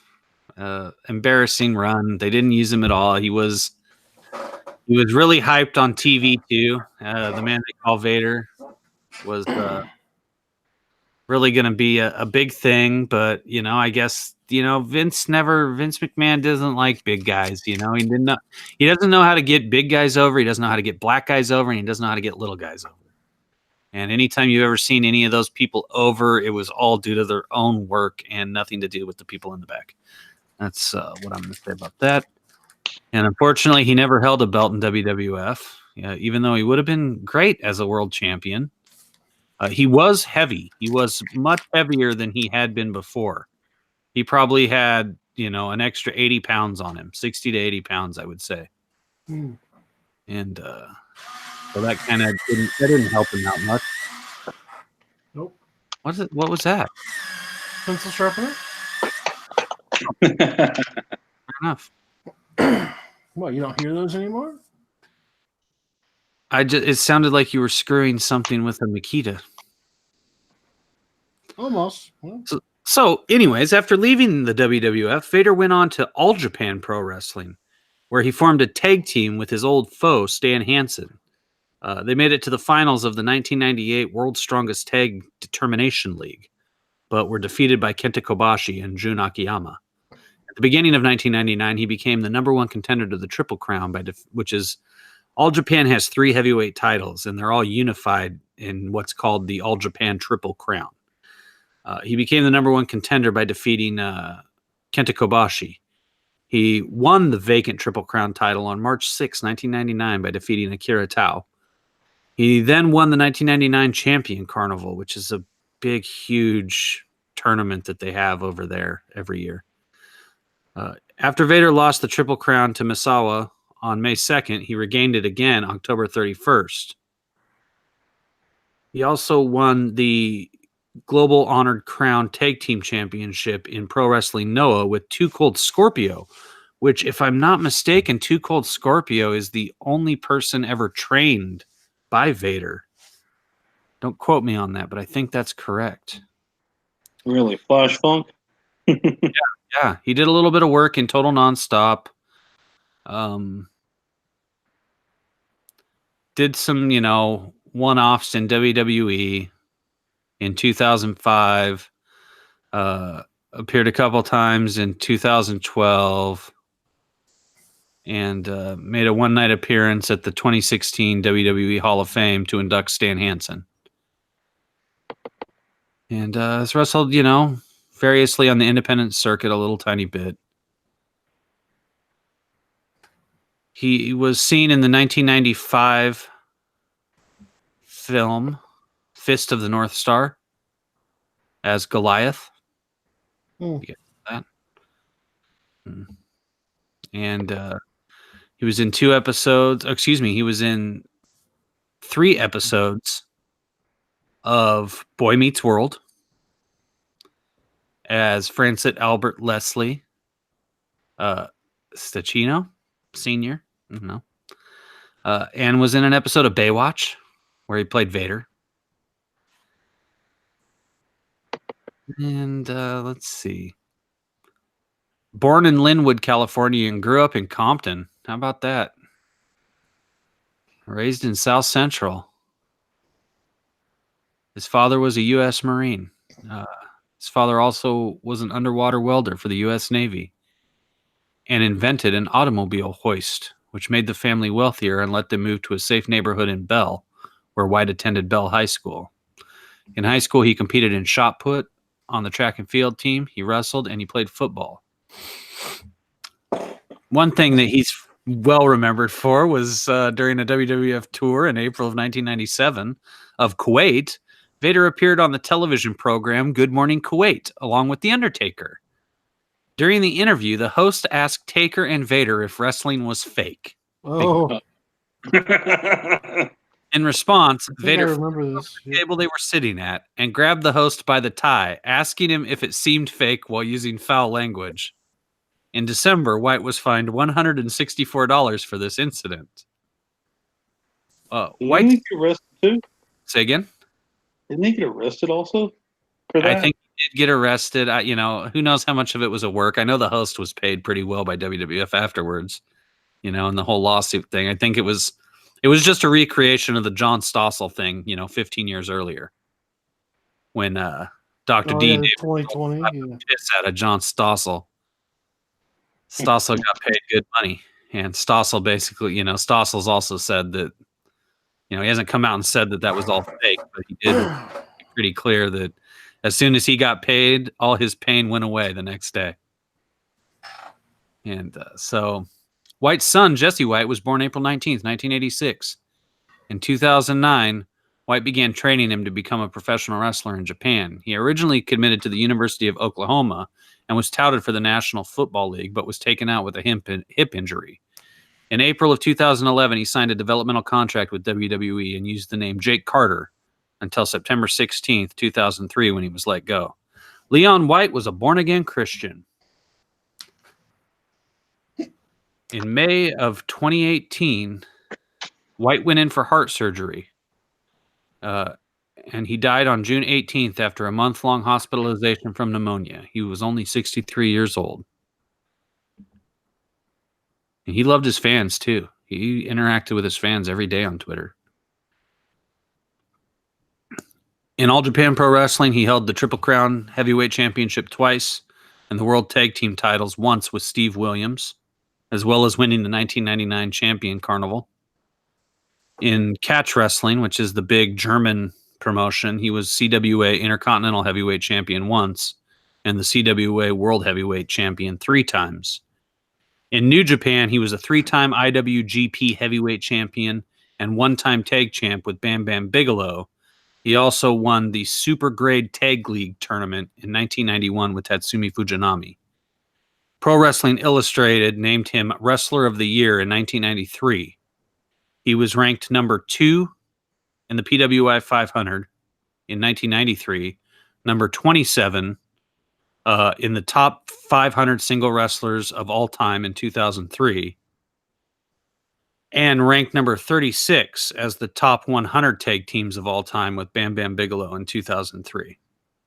He held the Pro Wrestling Noah GHC tag titles once with Too Cold Scorpio, the UWA World Heavyweight title in Mexico once, the WCW United States Heavyweight Championship once, the WCW World Heavyweight Championship 3 times, and was given Best Heel, Best Wrestling Maneuver, and Wrestler of the Year in 1993 by Dave Meltzer's Wrestling Observer newsletter, and was also named Most Improved Wrestler in 1999.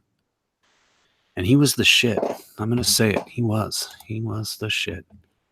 Oh, look at this awesome picture that Brad's doing. Oh my gosh, this is great, Brad. Nice. Oh, I see Jiminy Cricket's showing up. I think he was scared to come in here. He was scared to compete against Brad Ashworth. He said, "Oh, Brad's in there. Oh, I better. Oh, I'm sick. I can't. I can't make it. Oh, I can't." He's scared of the bad man from the Salt Land. Muir also. Muir's not in here. He could have stood a shot here tonight. I'm disappointed that we didn't get another guy because Jushin Thunder Liger did not get drawn, and he is one of the other great masked men to become famous legend in Japan. Probably considered the greatest light heavyweight wrestler of all time. And Yes. I should talk about him. Why And maybe not? Because it was awesome. He's done so much. He also, like Tiger Mask, was based off of an anime in Japan. yes. Misfit Corner Comics Andrew Charper's Tiger Mask is phenomenal. I love that. Looks great. Thank you. Who is the other guy you're looking for? Jushin Thunder Liger. Jushin.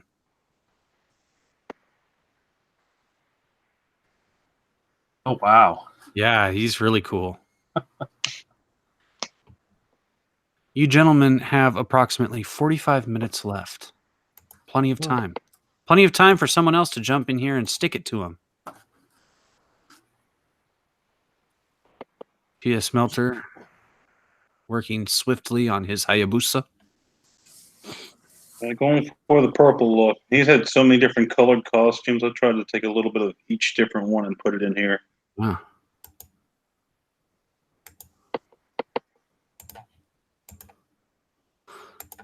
And no one else. We didn't get another guy in here to draw the Great Sasuke either. You should just switch your Patriot to the Great Sasuke Ninja. That'd actually be really easy because you're on a computer. You could have a variant. I could tell you all about Del Wilkes too, but I would recommend instead that you just stick around here on Testosterone Overload and check out the Heartbeat Radio shoot interview with Del Wilkes, the Patriot. He's had quite a career. He struggled with a lot of drug issues, which really surprised me, actually, considering that he was the Patriot. I was a big fan of the Patriot. Believe it or not, this guy, the Patriot, wrestled in a promotion down in Dallas called the Global Wrestling Federation, which sprung up after the Von Erichs promotion shut down World Class Championship Wrestling, which is, renowned in the wrestling business. The Von Erichs are a renowned wrestling family. And after World Class shut down, a guy named Joe Pedicino opened up the Global Wrestling Federation, trying to kind of capitalize on those wrestling fans in Dallas. And he had he had nothing but great wrestlers. He had really great wrestlers. And probably the big draw was this guy, the Patriot. And I literally would skip the last 2 periods of 7th grade because I lived right across from the school, right? And I would just walk home because there was no way I was going to miss this wrestling show. And I got in a lot of trouble when my parents finally found out that I was not showing up for the last 2 periods of 7th grade. But I made it a good, 5 months probably before they caught on. Awesome. We didn't have DVR back then. No, you don't. You do. And to be honest, I'm just going to admit that it was worth it, because what did I learn in 7th grade? I don't have a friggin' clue what I learned in 7th grade. Nothing of value. I'll tell you that. Nothing of value. My experiences in 7th grade are skipping school to watch wrestling and getting bullied immensely. Never send your kids to a junior high. That would be my advice. Find a nice middle school. 9th graders should not be around 7th graders. Nope. I agree. Good old times. But yeah, the Patriot, he was dope. Let's look him up real quick. We might as well just talk about Del Wilkes. You know who owns that gimmick now is Honky Tonk Man. Honky Tonk Man? Yeah, he owns the gimmick, and he lets his son parade around as the new Patriot. Oh, really? I haven't seen him forever, dude. He's got a long sideburns and his hair slicked back. He's coming to your town in a pink Cadillac. He's just a honky tonk man.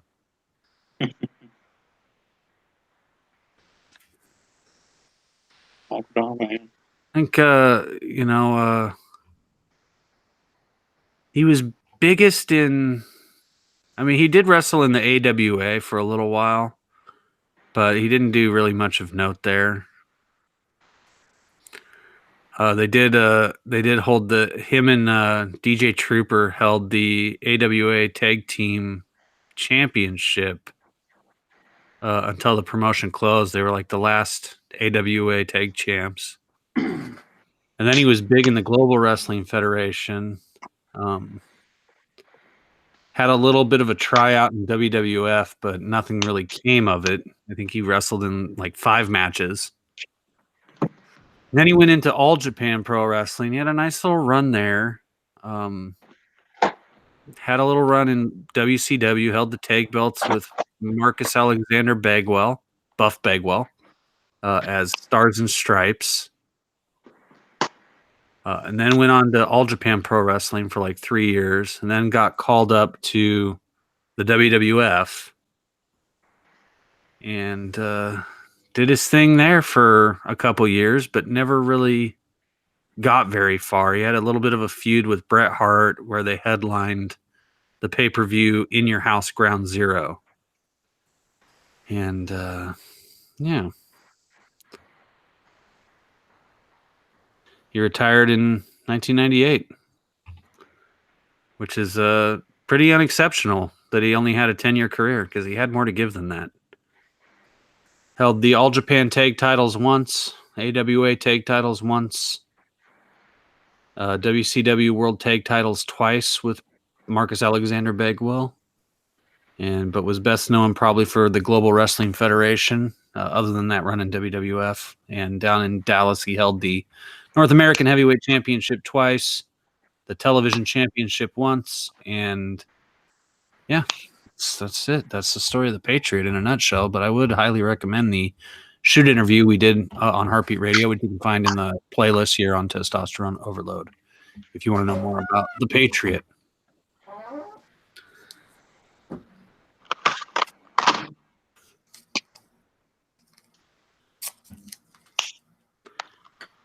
But I suppose I feel the need to talk about Jushin Thunder Liger a little bit. You feel the need, then do it.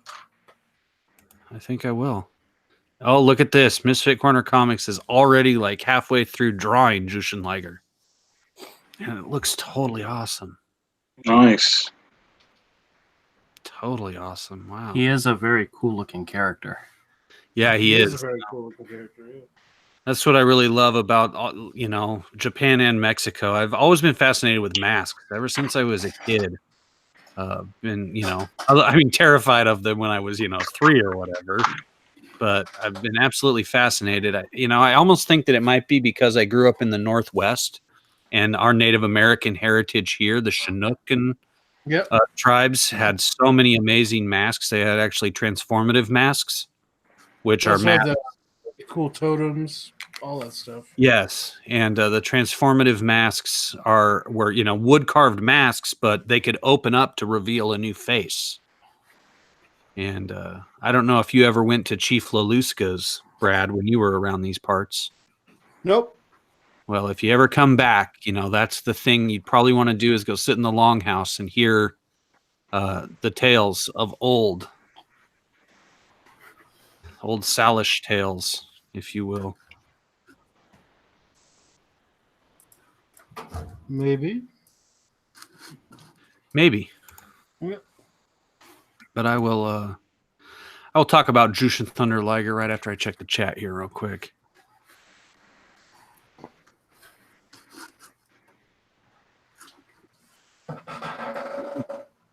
Mior, I'm going to guess that Tiger Mask is the inspiration for King in Tekken.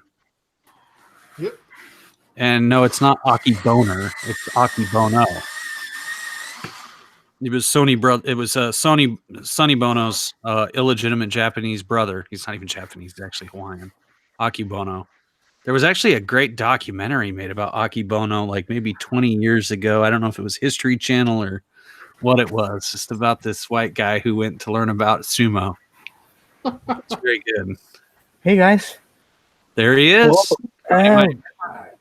Sorry I'm late. My dad asked me to help me with some shit. God, I just got home. So, You're good.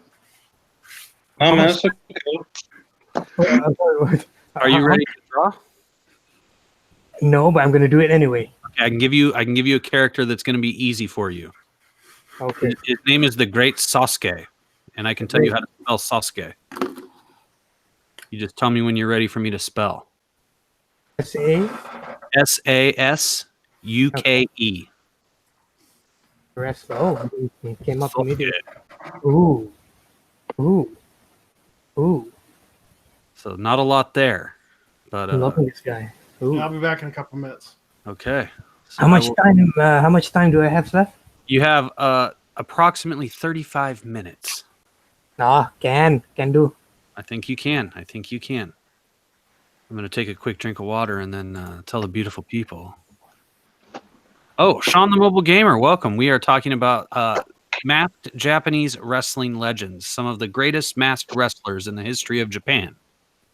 And so we've got Ultimo Dragoon, we've got Jushin Thunder Liger, we've got Tiger Mask, we've got Great Sasuke, we've talked about the Destroyer, who feuded with Ricky Doze in the 60s. We do not have a great Muda here tonight, but I think Muda's going to be seen here in the next few weeks when we do the greatest painted faces of wrestling, which should be another really fun one for everyone.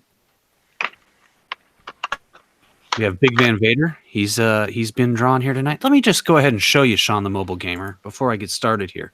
Obviously, you can see that Andrew Charper from Misfit Corner Comics is just burning through an amazing Jushin Thunder Liger. He already completed a Tiger Mask drawing that's incredible. Our friend Mior is going to do the Great Sasuke, and he's going to do this in 30 minutes. You're going to really enjoy this. Brad Ashworth, the big man, the bad man from the Salt Land, has done an incredible Big Van Vader.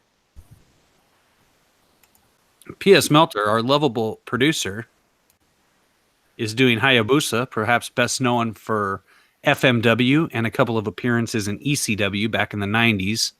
A guy whose career was cut short way too soon. And our friendly neighborhood ninja is doing Ultimo Dragon versus the Patriot. So I'm going to just go ahead and leave it on Misfit Corner Comics while I talk about Jushin Thunder Liger for a few minutes.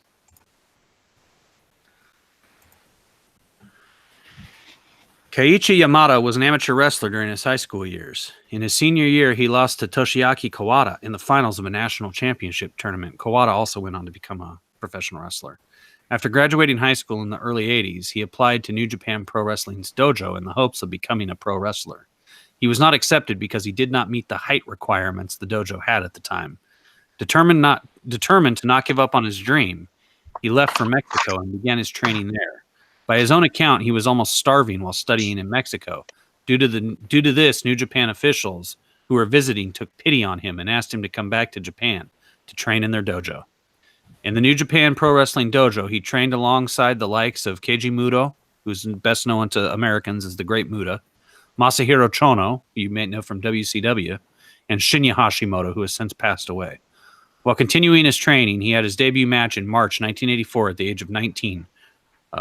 He began studying various martial arts styles because he wanted to add something new and different to his wrestling style. Keep in mind that our boy Jushin Thunder Liger is only 5'7". He's not a big man. But he became, the premier junior heavyweight, or as they're known over there, super juniors. So he began studying various martial arts styles. And in 1985, he competed in the Young Lion Cup, which is a very famous tournament over there. He got to the finals of the tournament, but lost in the finals. In the beginning of 1986, he participated in the IWGP Junior Heavyweight Championship League, but lost to Black Tiger. He faced Nobuhiko Takada in July 19th, 1986, in a losing effort in his first of many IWGP Junior Heavyweight Championship matches. After winning the Young Lion Cup in March of 86, he went on an excursion to Europe where he wrestled for All-Star Wrestling in England under the name Flying Fuji Yamada. He won the World Heavy Middleweight Championship twice, once in September of 86 and once in March of 1987, both times defeating very famous English wrestler Rollerball Mark Rocco. And both times he lost the title back to Rocco. Yamada would later visit All-Star again in 1989 with tag partner Flying Funaki. He returned to Britain in 2014 to work once again for All-Star, this time under his masked Jushin Liger identity. Yamada went on an excursion in Canada around May of 1987, where he wrestled in Stu Hart's Stampede Wrestling in Calgary under his real name. He also trained under Hart in the legendary Dungeon. His experiences there led him to refer to Stu Hart as a very, very tough man. He returned to Calgary in January of 1989 also. After returning to Japan in August of 1987, Yamada debuted his Shooting Star Press in a match against Masakatsu Funaki, for which he had gotten the idea from reading the manga Fist of the North Star. A Shooting Star Press is basically when you climb onto the top rope facing the ring and you do a front flip 360 degrees and land on your opponent. It's a very impressive move. Brock Lesnar used to do it until he almost broke his neck. Yes.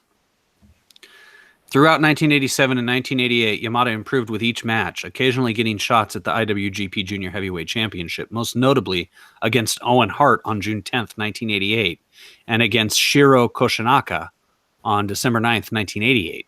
He would also take part in the very first ever Top of the Super Juniors, where he earned 31 points, not enough to progress to the final. Within months of his second Canadian excursion, New Japan called him back as they needed him for a gimmick based on an extremely popular anime superhero, Jushin Liger, created by manga artist Go Nagai. New Japan had done this previously with Tiger Mask, which had become a huge success. Yamada was given a superhero-like full-body costume and a demonic-looking mask, resembling the superhero type featured in tokusatsu and anime programs. Yamada, as Jushin Liger, returned to New Japan on April 24th, 1989 at the Tokyo Dome. In the character's debut match, he defeated Kuniaki Kobayashi. He has also wrestled all the Black Tigers to date. There are multiple people who played Black Tiger. Marco Rocco in 1989. Eddie Guerrero was the second Black Tiger. And he most recently wrestled Tatsuhito Kaiwa in 2009 as the Black Tiger. The Liger character underwent changes in conjunction with the Go Nagai anime progressing and its hero powering up. In January of 1990, Liger was renamed Jushin Thunder Liger, a name he continues to use to this day. He quickly became one of New Japan's top junior heavyweights, eventually capturing the IWGP Junior Heavyweight Championship 11 times between May 25th, 1989 and December 6th, 1999, among numerous other titles and accolades while wrestling around the world. While appearing without his mask on, Yamada blocks his appearance by covering his face with one hand. Early in his career, Yamada's style mostly consisted of high flying. Years later, he started adapting more power moves and started focusing more on grappling and telling a story in the ring. Part of this change was due to the fact that Liger had to reduce the stress he was putting on his body after undergoing brain tumor surgery in August of '96, which explained why he lost his match to Ultimo Dragoon in the first round of the J-Crown tournament. He also had the opportunity to wrestle... I didn't know this. He also had the opportunity to wrestle the Macho Man, Randy Savage, on July 17th, but he came up short because you're not going to defeat the Macho Man, little Japanese man. Liger has won 2 Super J-Cup tournaments in 1995 and again in 2000. The Kishin Liger years. On October 20th, 1996, the Great Muta faced off in a match with Liger. As the match progressed, Muta resorted to his underhand tactics that had become his style over the years. He tore at Liger's mask and eventually ripped it off, but Liger kept his face down on the mat. After grabbing a chair outside the ring, Muta entered the ring, but before he could hit Liger with it, Liger stood up and revealed his face to be painted pale white with red writings and spit mist into Muta's face, which was the Great Muta's trademark. He tore off his bodysuit and revealed a painted chest, then proceeded to fight more aggressively the rest of the match, despite losing the match to Muta. On July 30th, 2006, Liger revisited the Kishin Liger gimmick and faced off with rival Bad Boy Hito in New Japan. The story was that Hito had cut a piece of Liger's hair, and Liger vowed revenge, so he transformed into Kishin Liger. He's like a freaking Pokemon. Liger won the match with a brainbuster onto a steel chair. Liger's next appearance as Kishin Liger took place in June 2012 and was brought on by Taichi tearing his mask to pieces. The gimmick is a variation of the Great Muta gimmick, which relies on bloody and evil tactics in a match, using mannerisms and imagery that differ from the person's normal ways. This gimmick also uses many wrestling moves that are regulars in the Great Muta's moveset, such as the Asian Mist. During 2000, as Booker Riki Choshu decided to de-emphasize the junior heavyweight division, a costly decision that diminished its credibility, Liger wrestled heavyweights without wearing the upper part of his bodysuit or his masked horns.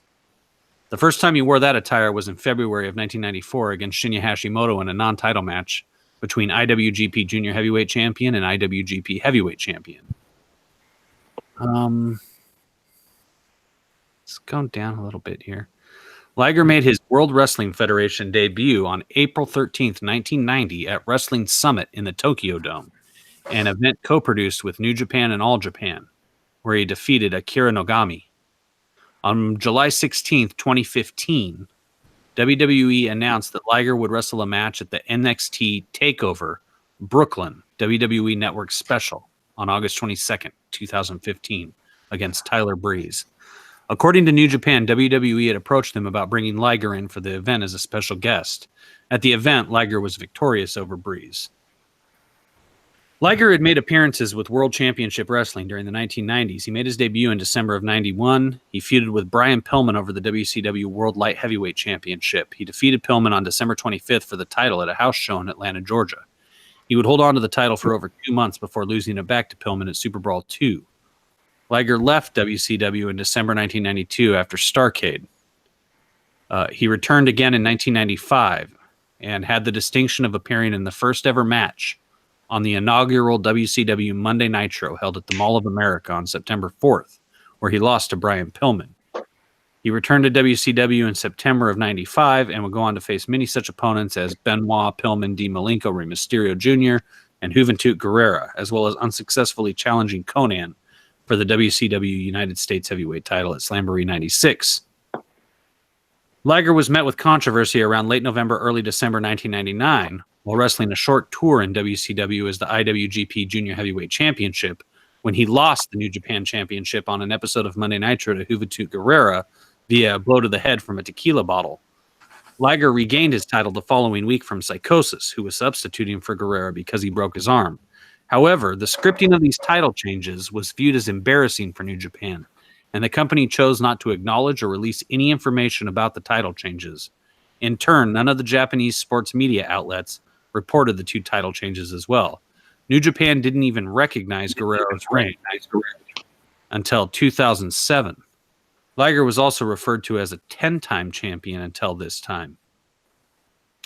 He wrestled in Ring of Honor. He's, hit the independent circuit, done total nonstop action, CMLL in Mexico.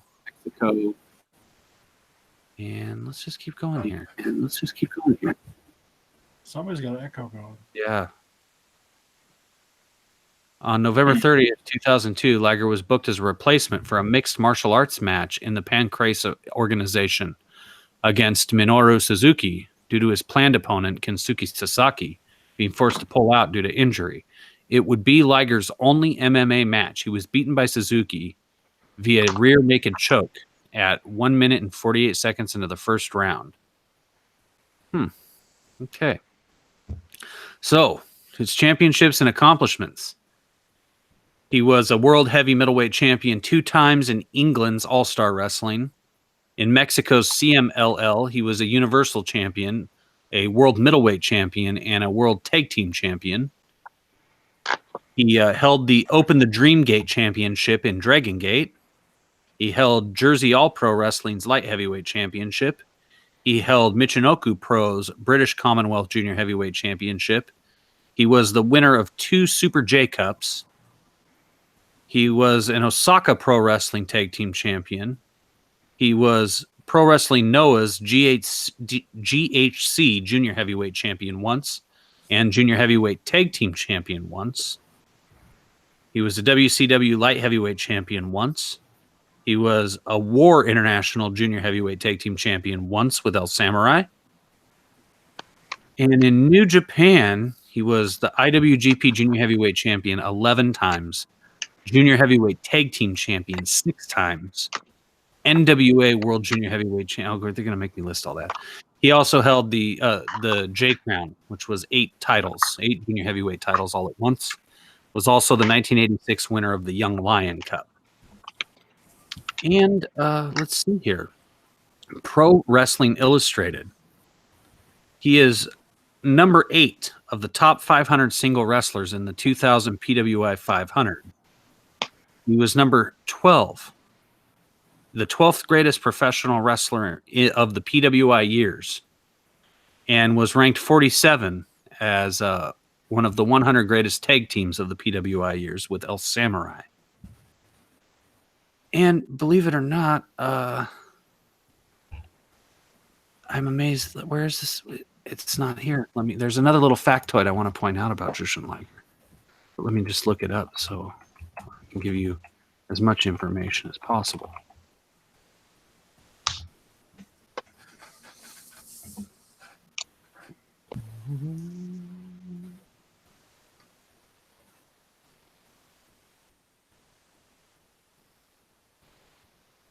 Everyone else talk for a minute.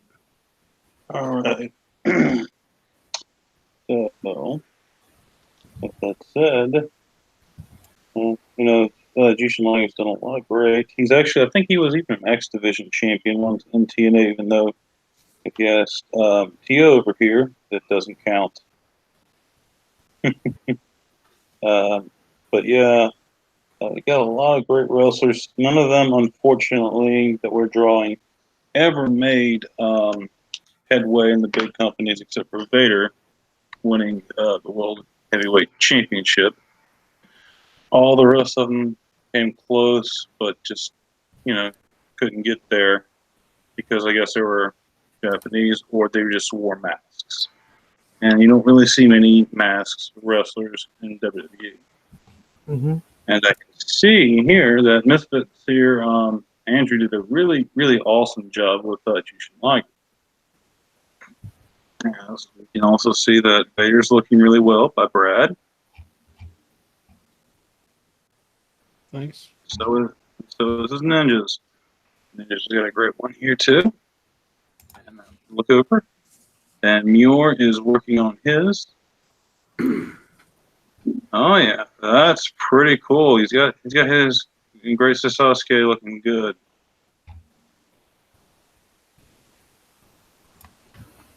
And let's see here. In 30 minutes, maybe. Yeah, Well, you still have 15 minutes to go, too. A little over. I'll be right back. I can't believe it that I don't get to explain this, but Jushin Thunder Liger also was part of the National Diet, which is basically Japan's version of a Congress. And he is so respected and honored in Japan that he wore his mask as a congressman as part of the diet. He was allowed to wear his mask. So he's a politician? He was a politician, yes, also. Holy, that's awesome. And Andrew Charper from Misfit Corner Comics has just done an amazing job. Are you going to color that in, Andrew? Just curious. Only if I want to ruin it. Okay. I'm horrible at colors, and the only thing I have here right now, color-wise, are like acrylics and watercolor, and I guess it's better than using a Sharpie, but Don't do it. Don't do it. oh, I do have Crayola crayons. Oh, Yeah. Oh, that's all right. that looks amazing. Wow. So how much time do we have left? I could do a third. No, I'm just kidding. Yeah, I'm not gonna 15 try. minutes. 60 minutes. Let's just see how everybody's doing here for all the beautiful people out there. Let's take a look at your friendly neighborhood ninja. Back it out for a second. Ninja. I'll make the straw poll. There it is. The Patriot versus Ultimo Dragoon. Up next, P.S. Melter with his super sexy Hayabusa. Mior is very quickly trying to complete his drawing of the great Sasuke. You can do it. He can do it. And of course, the big man from the Salt Land, Brad Ashworth from Pencil for Life, has drawn an amazing big Van Vader, which is epic. Nice. Totally epic. So I'm just going to let you guys talk. I'm going to go make the straw poll, I suppose. It'd probably be a Well, good I'm working on it right now, unless you want to, man. Oh, no. If you got it covered, definitely do it. Yeah, I'm already done, so let me go ahead. And I don't want you cheating now. I don't want Andrew to get, votes split just because he drew 2. Yeah, that would be my luck, Well, we can put them in and we'll add up both. How about that? Does that work? Is that fair to everyone?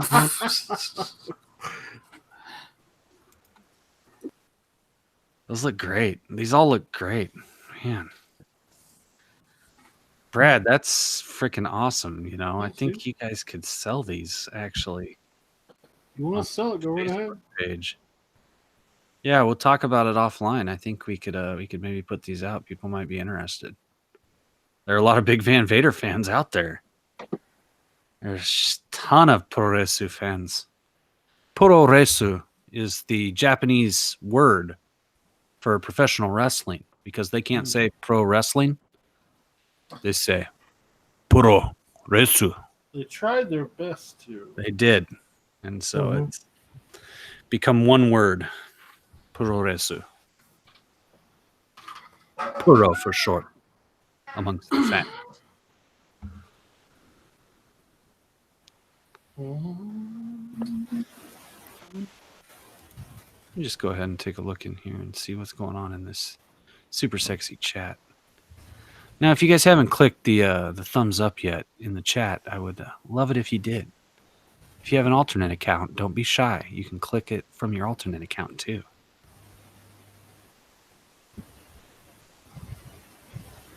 And you gentlemen have approximately 12 minutes remaining on this episode of Drawing Blood. 12 minutes. Eagle 43 showing up in the chat. Hello, brother. Don't be afraid to hit that little thumbs up right down there, Eagle 43. I'm glad to have you here. Don't be afraid to go to your other YouTube and hit it also. Oh, Manny showed up, There's some real competition in here tonight, Good Dog Press. I'm surprised that you didn't make it, I'm disappointed that you would actually convert your religion just so you could miss out on getting your ass whooped on Drawing Blood. I know you fear the big man from the Salt Land, Brad Ashworth, and his amazing drawing of Big Van Vader. I know you're shaking in your little boots right now out there in the Hawaiian Islands. Only man I've ever seen that went from being Baptist to Catholic in 1 week's time. And I know why. And I know why, Manny. And maybe we're going to have to hold this another night just so Manny can show back up. He was the inaugural winner. He's the inaugural champion, if you guys don't know. Manny's drawing of Mean Gene Okerlund and Andre the Giant won. But once he sees your Big Van Vader, I think he's going to get a little scared once he sees what Andrew Charper from Misfit Corner Comics has done with Jushin Thunder Liger and the original Tiger Mask. Which does look awesome, man. I just want to try my hand. I like that original Tiger a lot more. Yeah, it's really magical. I feel like it's almost like Kung Fu Panda-esque. Yeah, it does kind of have that vibe to it, doesn't it? Yeah. Well, I mean, he just draw kids' comics, so. But that's a compliment, by the way. I really do like it. So. Just named one of my all-time favorite movies, so it's pretty good. It works.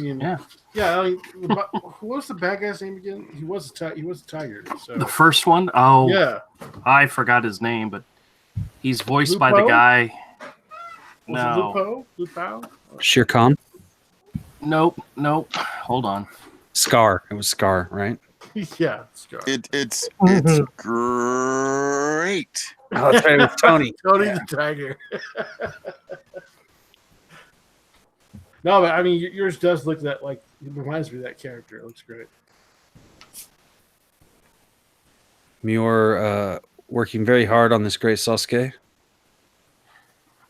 Tai Lung was his name. Oh, Tai Lung. Okay. Voiced by Ian McShane from American Gods.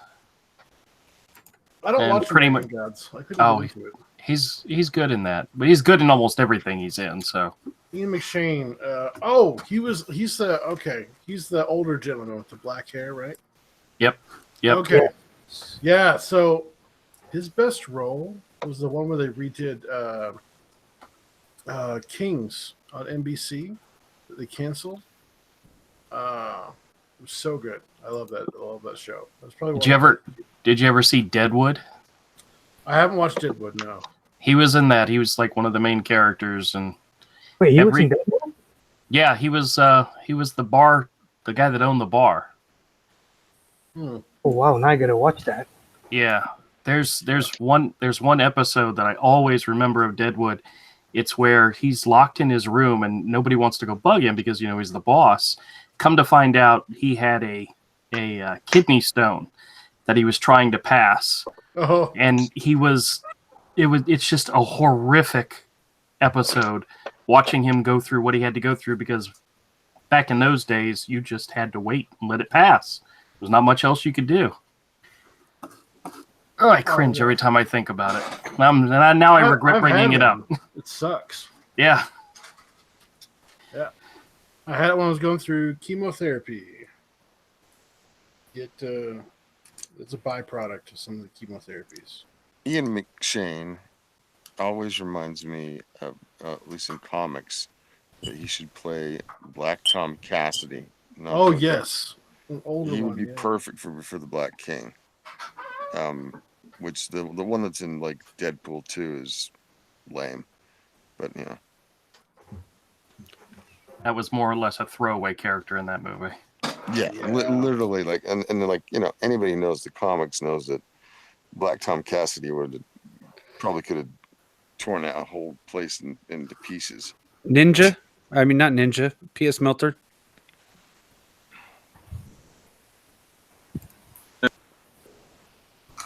P.S. Melter. Why did you not put sorry. the names of the characters in here? Oh, I can redo it. Maybe you should Real quick. characters. Yeah. It wouldn't hurt. I can read. I'll just redo it then. Brad Ashworth's Big Van Vader. That way we can Okay, play sure. both of them. Yeah, all right, I'll redo that then.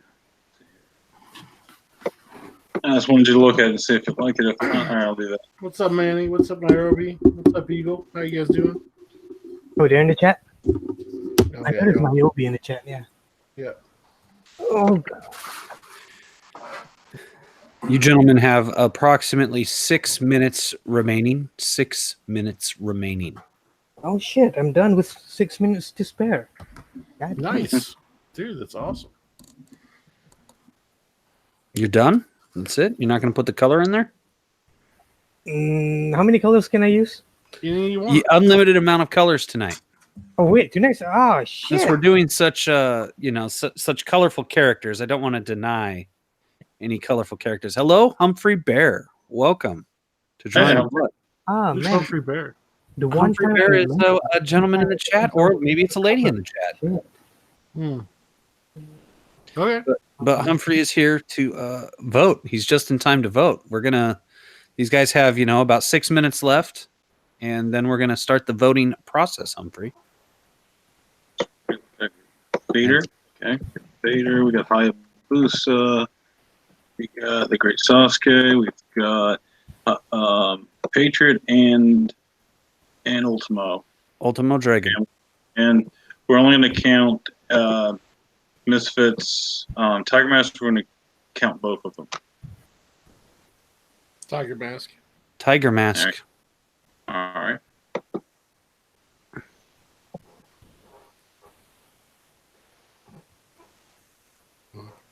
But I do think we can sell these. I do think so. For any fans who are listening who might be interested in purchasing one of these amazing drawings, what you want to do is you want to go to facebook.com/legit pro wrestling. It is, you could also search for Portland Wrestling and it will pop right up. You'll see the NWA Pacific Northwest heavyweight title in the profile picture. You can't miss it. And we might list these there. What was his name? Big Bad Vader? What was his name? Or was it Big just Vader? Van Vader. Big Van. Okay. There he is. Big Van Vader. My favorite kaiju.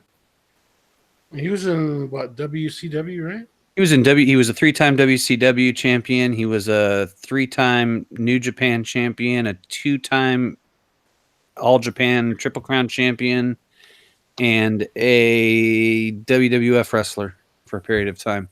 Lackluster. Hmm.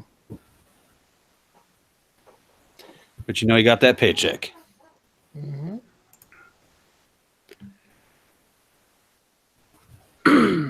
Dude, Mior is just lightning fast.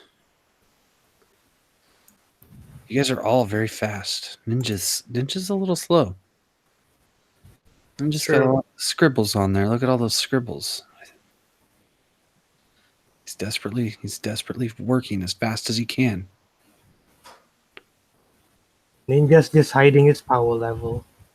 Mhm.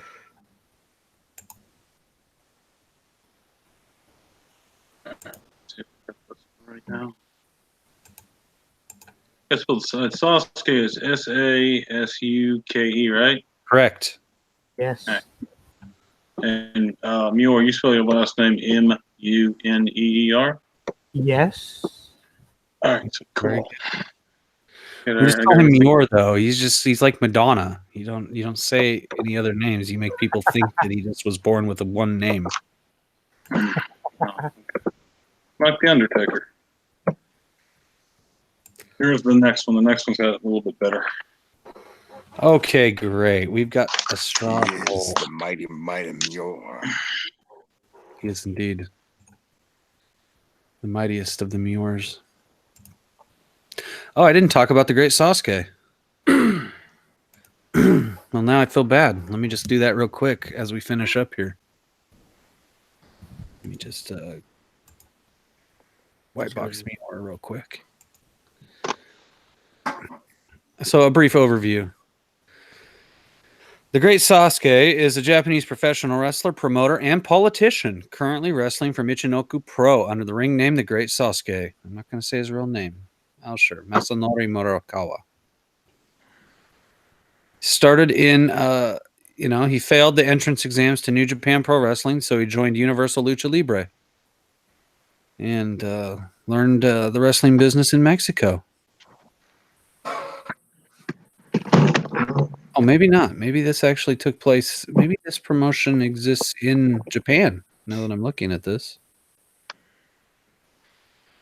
And he basically has wrestled for Michinoku Pro his entire career. I mean, he's wrestled other places. He's wrestled in New Japan, but he's best known as a Michinoku Pro wrestler and really helped that promotion get its footing and is still beloved there today.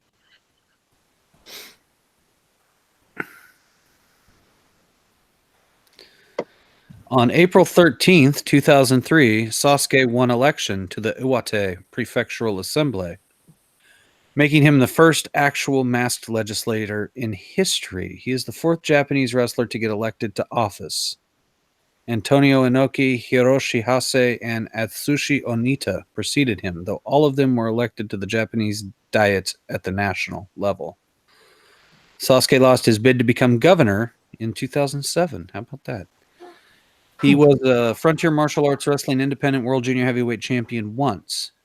He was a Osaka Pro Wrestling Tag Team Champion once. He was a World Wrestling Association World Middleweight Champion once.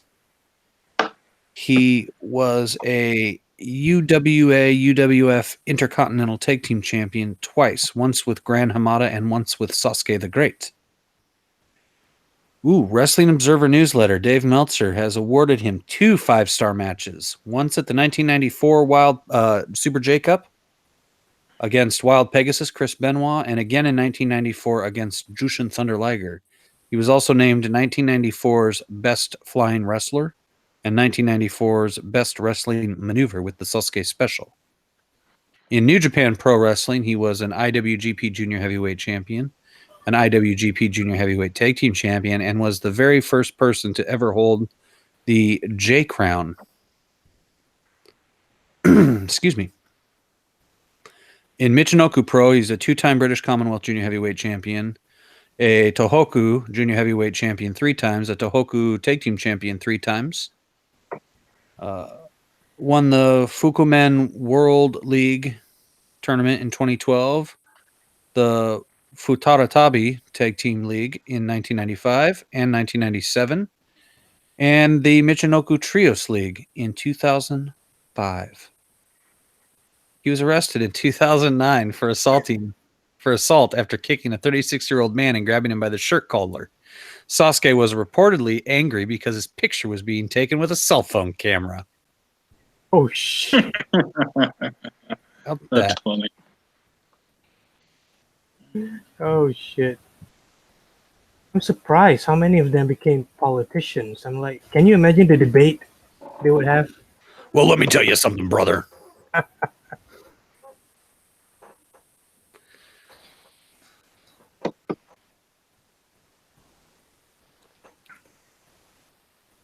Oh yes.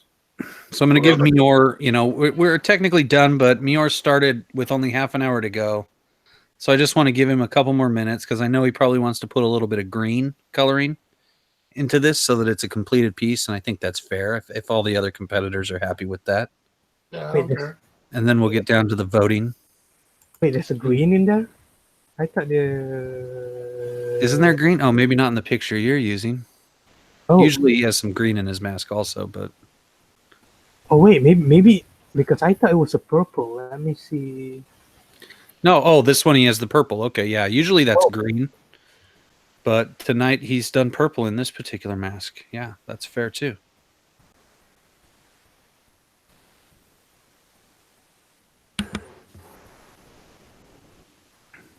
Look at how lightning quick Miura is. This is amazing. You can actually commission all these people to draw your favorite wrestler or your favorite whatever. If there's an adult film actress that you really want a drawing of, they can do it. Well, Brad can't, but everybody else probably would. They want to reenact, One Night in China. They can draw the scene for you. Yeah, For the Meltzer would love to draw that. He'll probably do it. He'll probably pay you to let him draw it. Please let me draw it. Please. Let's look at it together. I'll leave it at that. I prefer to look at it alone. Yeah. Oh. Meltzer doesn't. Yeah. I'm gonna leave it at that. I was gonna say Meltzer something needs about a fortune company. cookie, but no.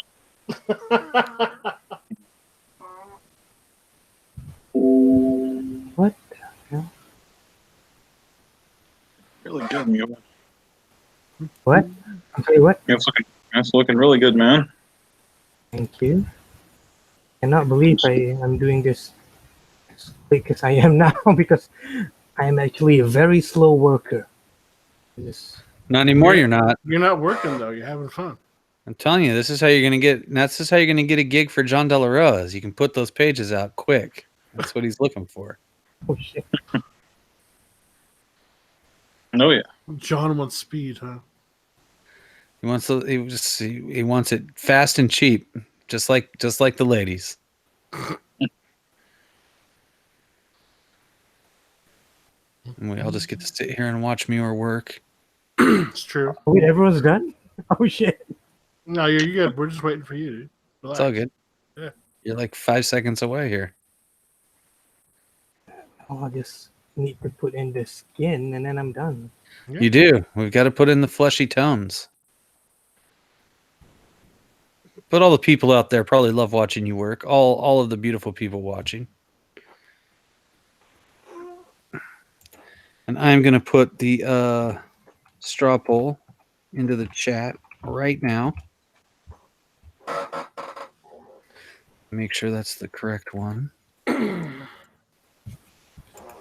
before I send it off to the beautiful people. Okay.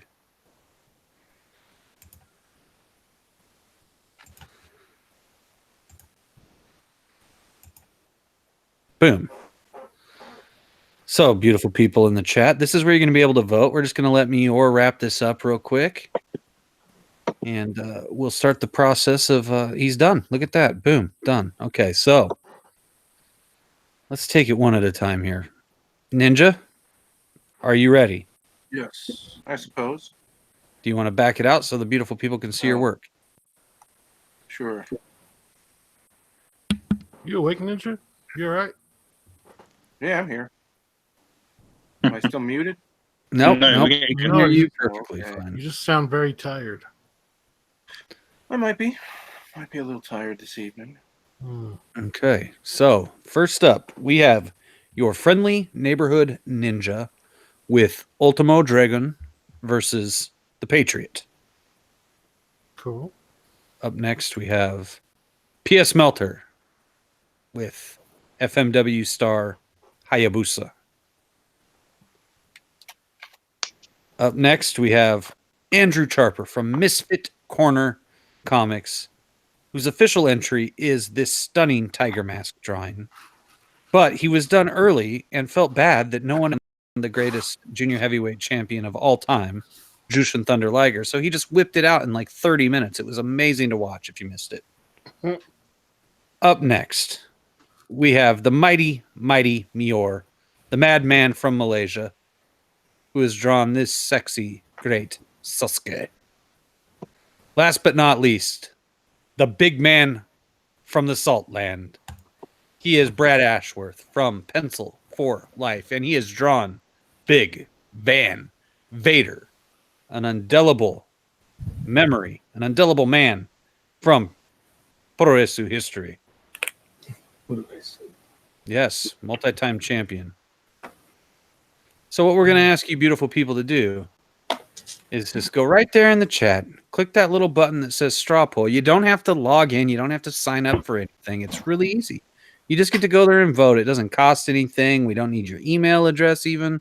None of that. You don't have to log in with Facebook. It's not like that at all. It's just simple and fun. And we're going to vote to see who drew the best picture here today. Once again, we have your friendly neighborhood ninja with the Ultimo Dragon versus the Patriot. We have PS Melter with this drawing of FMW legend Hayabusa, God rest his soul. We have Andrew Charper from Misfit Corner Comics, who has drawn his official selection, Tiger Mask, alongside a 30-minute renditioning of Jushin Thunder Liger. We have Mior, the madman from Malaysia, with a 30-minute or less drawing of the great Sasuke. And we have Brad Ashworth's absolutely phenomenal Big Van Vader. And this just makes me want to write a comic book about this right here. Because this just looks awesome, Brad. It looks awesome. Thanks. So once again, all you beautiful people in the chat, we're going to ask you to vote in the straw poll. It's very easy. It's very simple. It doesn't take anything at all. There's no logging in. There's no signing up. There's no charge to a credit card. None of that crap. You just get to vote. It's really easy. You pick your favorite drawing, and we'll see who won. Your friendly neighborhood ninja with Ultimo Dragon versus the Patriot. PS Melter with Hayabusa. Andrew Charper from Misfit Corner Comics with Tiger Mask, followed up by the Jushin Thunder Liger for fun. Just for fun. He drew that. For fun. 30 minutes. Mior with this great Sasuke that he completed in under 30 minutes. He was out working all day, and he just showed up and he was like, "Hey, I think I can take it to these guys in 30 minutes." Brad Ashworth from Pencil for Life here on YouTube with a phenomenal grayscale Big Van Vader with little hints of red added. just as you would Well, his want. Vader. costume is red. Yeah, his costume is red. It is. It's Oh, just love the Rick Vader. Ben. yeah. It's time. Oh, love it. It's time. It's beta time. Sorry. So we're just gonna ask you beautiful people out there to vote. Just vote. I'm gonna go vote. It's tough too. I'm gonna have to vote twice. You get to vote twice. I don't know what else I'm supposed to do. It's there's some amazing artwork in here. If you have not voted yet, I'm gonna ask you to vote. If you are an artist, I'm gonna ask you to vote. Preferably for yourself. Don't be, compassionate. Whoa, I'm gonna vote for someone else. Vote for yourself. Get real. Who would Donald Trump vote for? He vote for himself. Okay. You can do it too. It's okay. Yeah, but Trump is God Emperor. He can do whatever he wants. That's a good one. Oh man, I have a question. Do the Malaysians like Trump at all? Only as a meme. Only as a meme. Yes. All right. We like him as a meme. Yeah, because unfortunately, a lot of the news we get here is from the leftist media. Oh, okay. And they paint Trump as this horrible person. In fact, I think I'm the only guy I know and a few other friends who are like, no, Trump's actually doing good for America. And which a lot of Malaysian is like, what, really? And I'm like, no, don't trust their media. They hate him. He's actually doing good. Even my dad was surprised when I told him, no, Trump actually helped American economy. And then everything's doing pretty well there. My dad was like, what, really? So, yeah. So let me go through these one last time for everyone who might be just tuning in now. Please vote. Please vote in the straw poll. It doesn't cost money. It doesn't require a login from Facebook. I don't need access to your friends list. I don't need your bank account information. I don't need any of that. First up, your friendly neighborhood ninja with this drawing of Ultimo Dragoon and the Patriot. And you can see all the Japanese fans in the background are all clearly, you can tell they're Japanese because all the flash bulbs are going off from their cameras. Up next is PS Melter with Frontier Martial Arts Wrestling legend Hayabusa, the late, great Hayabusa. Perhaps you know him best from ECW. Up next, Andrew Charper, Misfit Corner Comics, who drew his official selection, which is this lovely tiger mask drawing that you see right here. Look at that. I want to own it. I'm probably going to make him an offer on it later in secret when I have money. He also drew a Jushin Thunder Liger, though, which is absolutely phenomenal, too. He did that one just for fun. He didn't have to. He just wanted to because he looked at the character and he was like, holy cow, I have to draw that. And who can blame him? Up next, the madman from Malaysia, the mighty, mighty Mior. Drew, the stunning Grey Sasuke. If you do not vote for him, I have it on good authority, he will declare a jihad on you. Up next. Up next, the big man from the Salt Land. He is the Pencil for Life, Brad Ashworth, with this amazing Big Van Vader where he's wearing the Mastodon mask. Thanks. Sexy, Brad. Sexy. I'm going to give you one last chance to vote. Your friendly neighborhood ninja, Ultimo Dragon versus the Patriot. PS Melter, Hayabusa. Andrew Charper from Misfit Corner Comics with Tiger Mask. The Great Sasuke by Mior, our international celebrity drawer to the stars. Have you drawn for a star yet, Mior? We got to make that happen. 2019. 2019. Brad Ashworth with Big Van Vader. This is your last chance to vote. Your last chance to vote. All you have to do is click the straw poll link in the chat. And then you can vote. Mm-hmm. I'm going to share the straw poll one last time. I'm going to close the straw poll in 1 minute, so please vote. If you do not vote, I will be very sad. If you do not vote, these people will not come back and draw pro wrestlers for free. It's very important that you vote for either your friendly neighborhood ninja with Ultimo It's Dragon. going to cost him money out of his own pocket. It is PS Melter with Hayabusa. Andrew Charper from Misfit Corner Comics Mm-hmm. With the amount I've said Misfit Corner Comics tonight, Misfit Corner Comics, I have paid off with the tiger mask. You did perfectly fine. Thank you, Misfit Corner Comics. And Jushin Thunder Liger, which he drew just for fun. Mior, the fantastic comic book creator of a book I can't remember the name of. Say it right now, Mior. The Broken and the Damned. The Broken and the Damned. And he draws great Sasuke, and he did this in 30 minutes. How's that for phenomenal?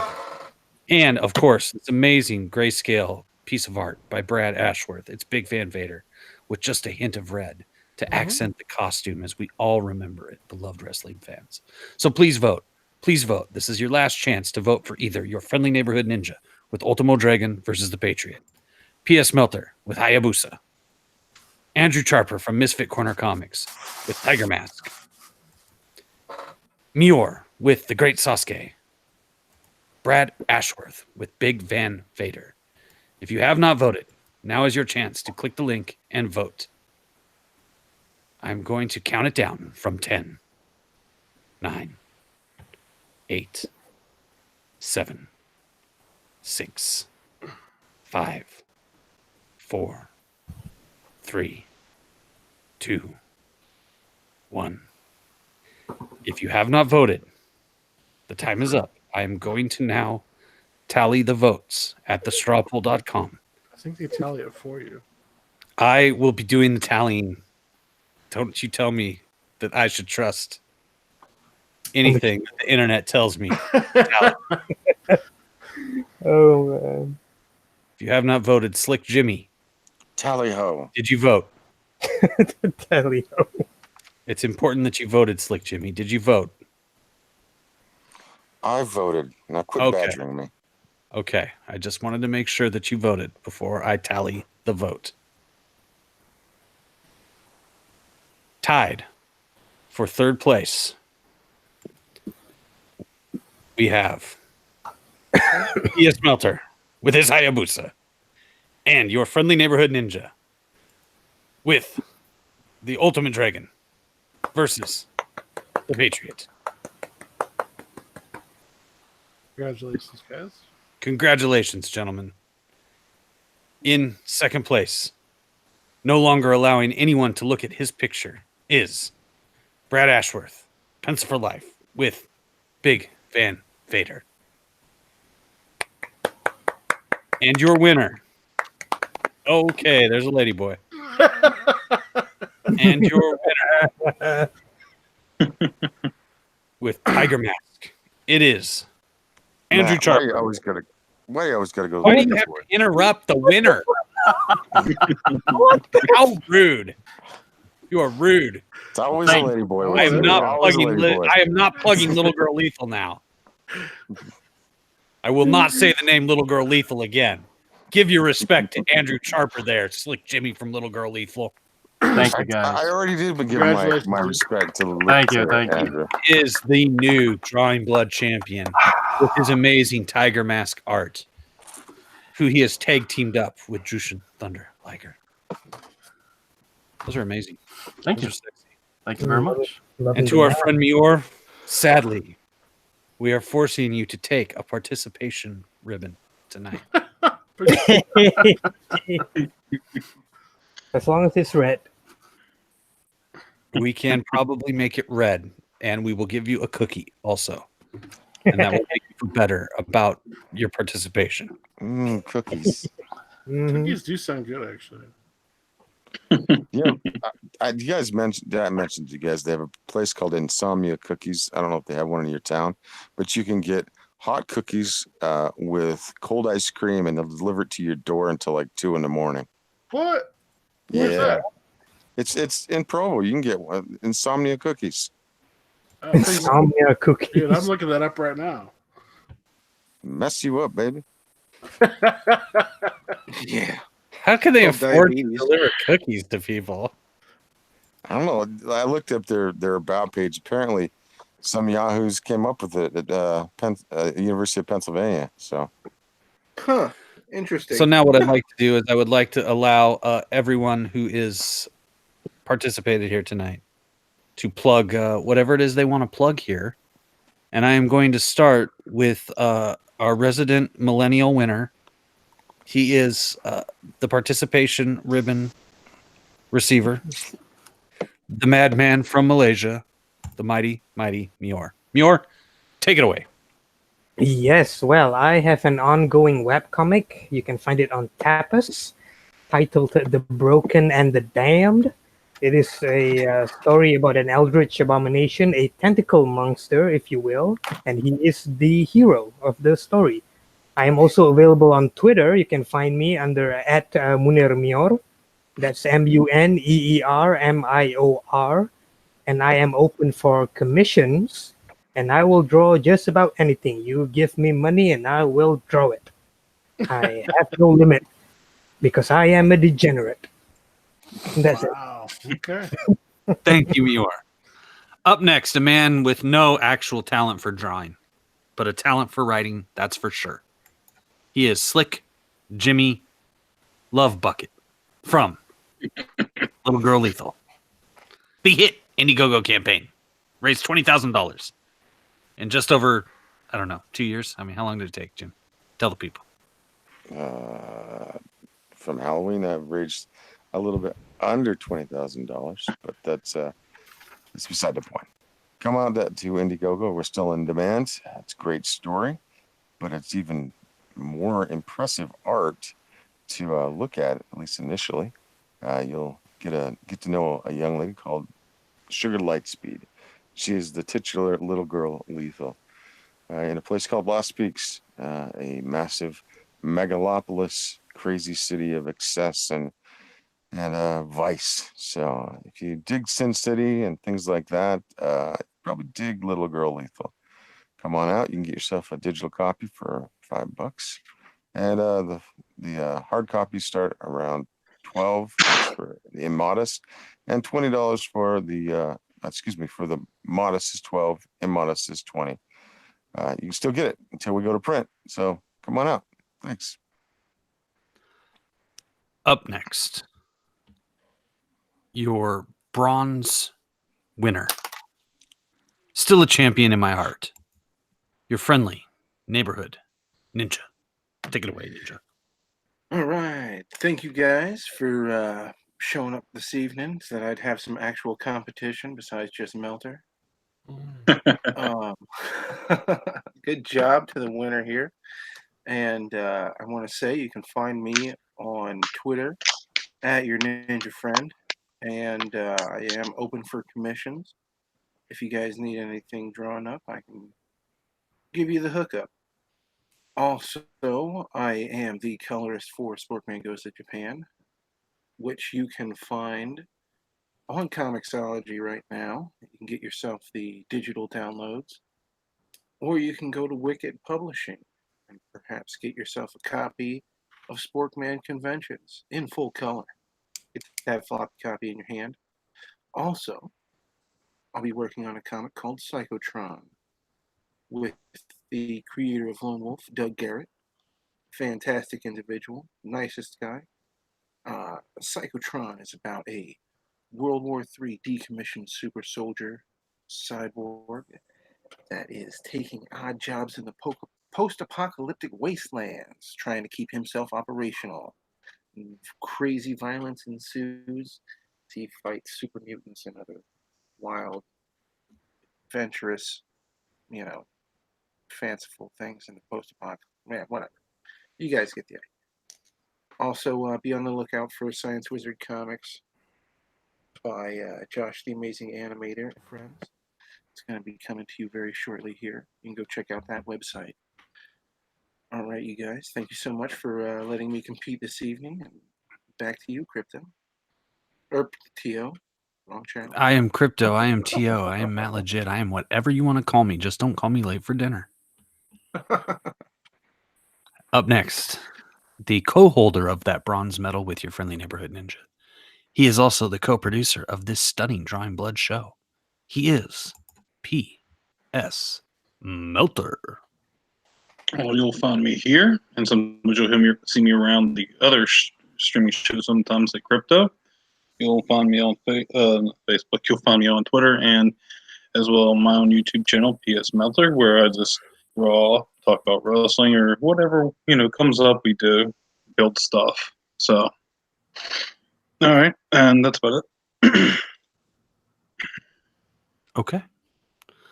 Up next, the big man from the Salt Land, Big Van Ashworth.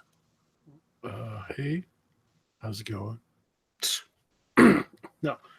You can reach me at Pencil for Life on Twitter, Facebook, and YouTube. I also have a comic book that's going to be coming out soon called The Handyman. So I will be explaining that more on my channel here soon. And you can catch my show tomorrow afternoon with Mike Barron on my channel. 3 o'clock Mountain Standard Time. Who's drinking a soda pop? I don't know, not me. Or is that a beer? Could be a beer. Certainly not a soda. Fair enough. Last, but certainly not least, he is your gold medal winner. He is your new Drawing Blood champion, Andrew Charper from Misfit Corner Comics. Thank you. Thank you very much. Thank you. I am over at Misfit Corner Comics on YouTube. That's probably the easiest place to find me. And I am working on a kid-friendly action-adventure graphic novel series, which never thought about doing this, but this is actually book 1 right here. Oh, we already completed it in black and white and gray, but Avery, my colorist, just finished coloring it, so we'll have colored editions coming soon. And book 2 is also already done. He's in the process of coloring this as well, and we're in the process of also drawing book 3. And I make videos on my YouTube channel all the time showing off the art, the process, and so forth. And we also do live streams Monday, Wednesdays, and Fridays starting at 7:30 Eastern time. We usually draw and talk comics, and Avery's usually on there with me. And we have a very banterish type of atmosphere, and it's a lot of fun. So anybody come on by. And next Friday, February 1st, we're doing our own version of a drawing live stream called Drawing in the Corner. And any artists out there, especially everybody in this live stream now, if you guys are interested and have nothing else better to do on a Friday evening, starting around 7:30 Eastern time, send me something on Twitter and we'll get you in, and you guys can come on. And it's the theme of the show is original creations. We're not drawing Batman, we're not drawing Superman, we're not drawing wrestlers. We're gonna come up with stuff and just pull it out of our butts. And sometimes that's fun. So we'll see. Heck's of fun. Yes, can be. Misfit, you give me the link. If you give me the link, I'll put it in my chat. I have a bunch of artists that may be interested. So. Oh, awesome. Absolutely. Thank you very much. All right, thanks. I want you to tell me who Michael Charper is. That would be my son. He's Your the son co-wrote the book with you. Yes. How old is your boy? He's now 25, but when we first came up with the idea, he was much younger. I bet he was. And just a little bit, just by a little bit. I would not have guessed you were old enough to have a 25-year-old son. Oh, yeah. He and I went to breakfast the other day at a place that I go to very regularly. And the cashier guy said, "Is this your brother?" And I said, "No, this is my son." And I asked him, I said, "How old do we look?" He said, "Well, he looks like he's early 20s. I said, "Okay. And what about me?" And he said, "Just a little bit older than that." And I'm like, yes. So I'm 45, but everybody thinks he's my brother, so I'm cool with that. Nice. Well, hey, go ahead. Sorry, Andrew. The sad part is I have a 23-year-old daughter, and people think we're husband and wife, and that's not good. That's happened many, many times, and she thinks it's freaky when people think that. She's like, "That's my dad. That's not my husband." So, Manny from Good Dog Press says he has a little IP that he hopes he could draw on your Misfit channel. Oh, that'd be awesome. And I just want to remind Manny, I hope that's not one of my characters that you're thinking about appropriating, Manny. I'll be watching you very closely this next weekend. Oh, God. Sorry. Oh. Well, as for me, who am I? Who am I? I am Crypto Comics. I am Testosterone Overload. I am Matt Legit. I am many, many things to many, many people. I'm a lover. I'm a sinner. I'm a saint. I do not feel ashamed. I don't know how that song goes. But anyways, please subscribe. Please like Testosterone Overload. There are over 3,600 wrestling videos on this channel alone, including plenty of shoot interviews with Bruce Hart, my good friend Bruce Hart of the Hart family. And we interview a ton of different celebrities from the past. Okay, not celebrities, famous pro wrestlers from the past. Sorry, it's getting a little late, and I kind of, my brain's kind of wearing down here. But you can see original documentaries here, including documentaries with the widow of Bruiser Brody. You can see them with the lovely Diana Hart. You can see them with Mr. Wonderful, Paul Orndorff. You can see them with Sin Body. You can see them with Christopher Daniels. You can see the history of Portland wrestling in those documentaries. You can see professional wrestling going all the way back to 1977, including Jimmy Superfly Snuka, Jesse the Body Ventura, Roddy Piper. You can see Raven's origins in the Pacific Northwest as Scotty the Body. You can see Crush or Chronic's origins. Brian Adams, the American Ninja, started right here. Many of your favorite professional wrestlers from the WWF began their careers here in Portland, Oregon. So please subscribe to this channel. And please like every video you watch. It does help. If you like comic books, please come over to my other channel, Crypto Comics, where we make content every friggin' day, it seems. And we've always got a live stream going on over there. We only stream here once a week for Drawing Blood.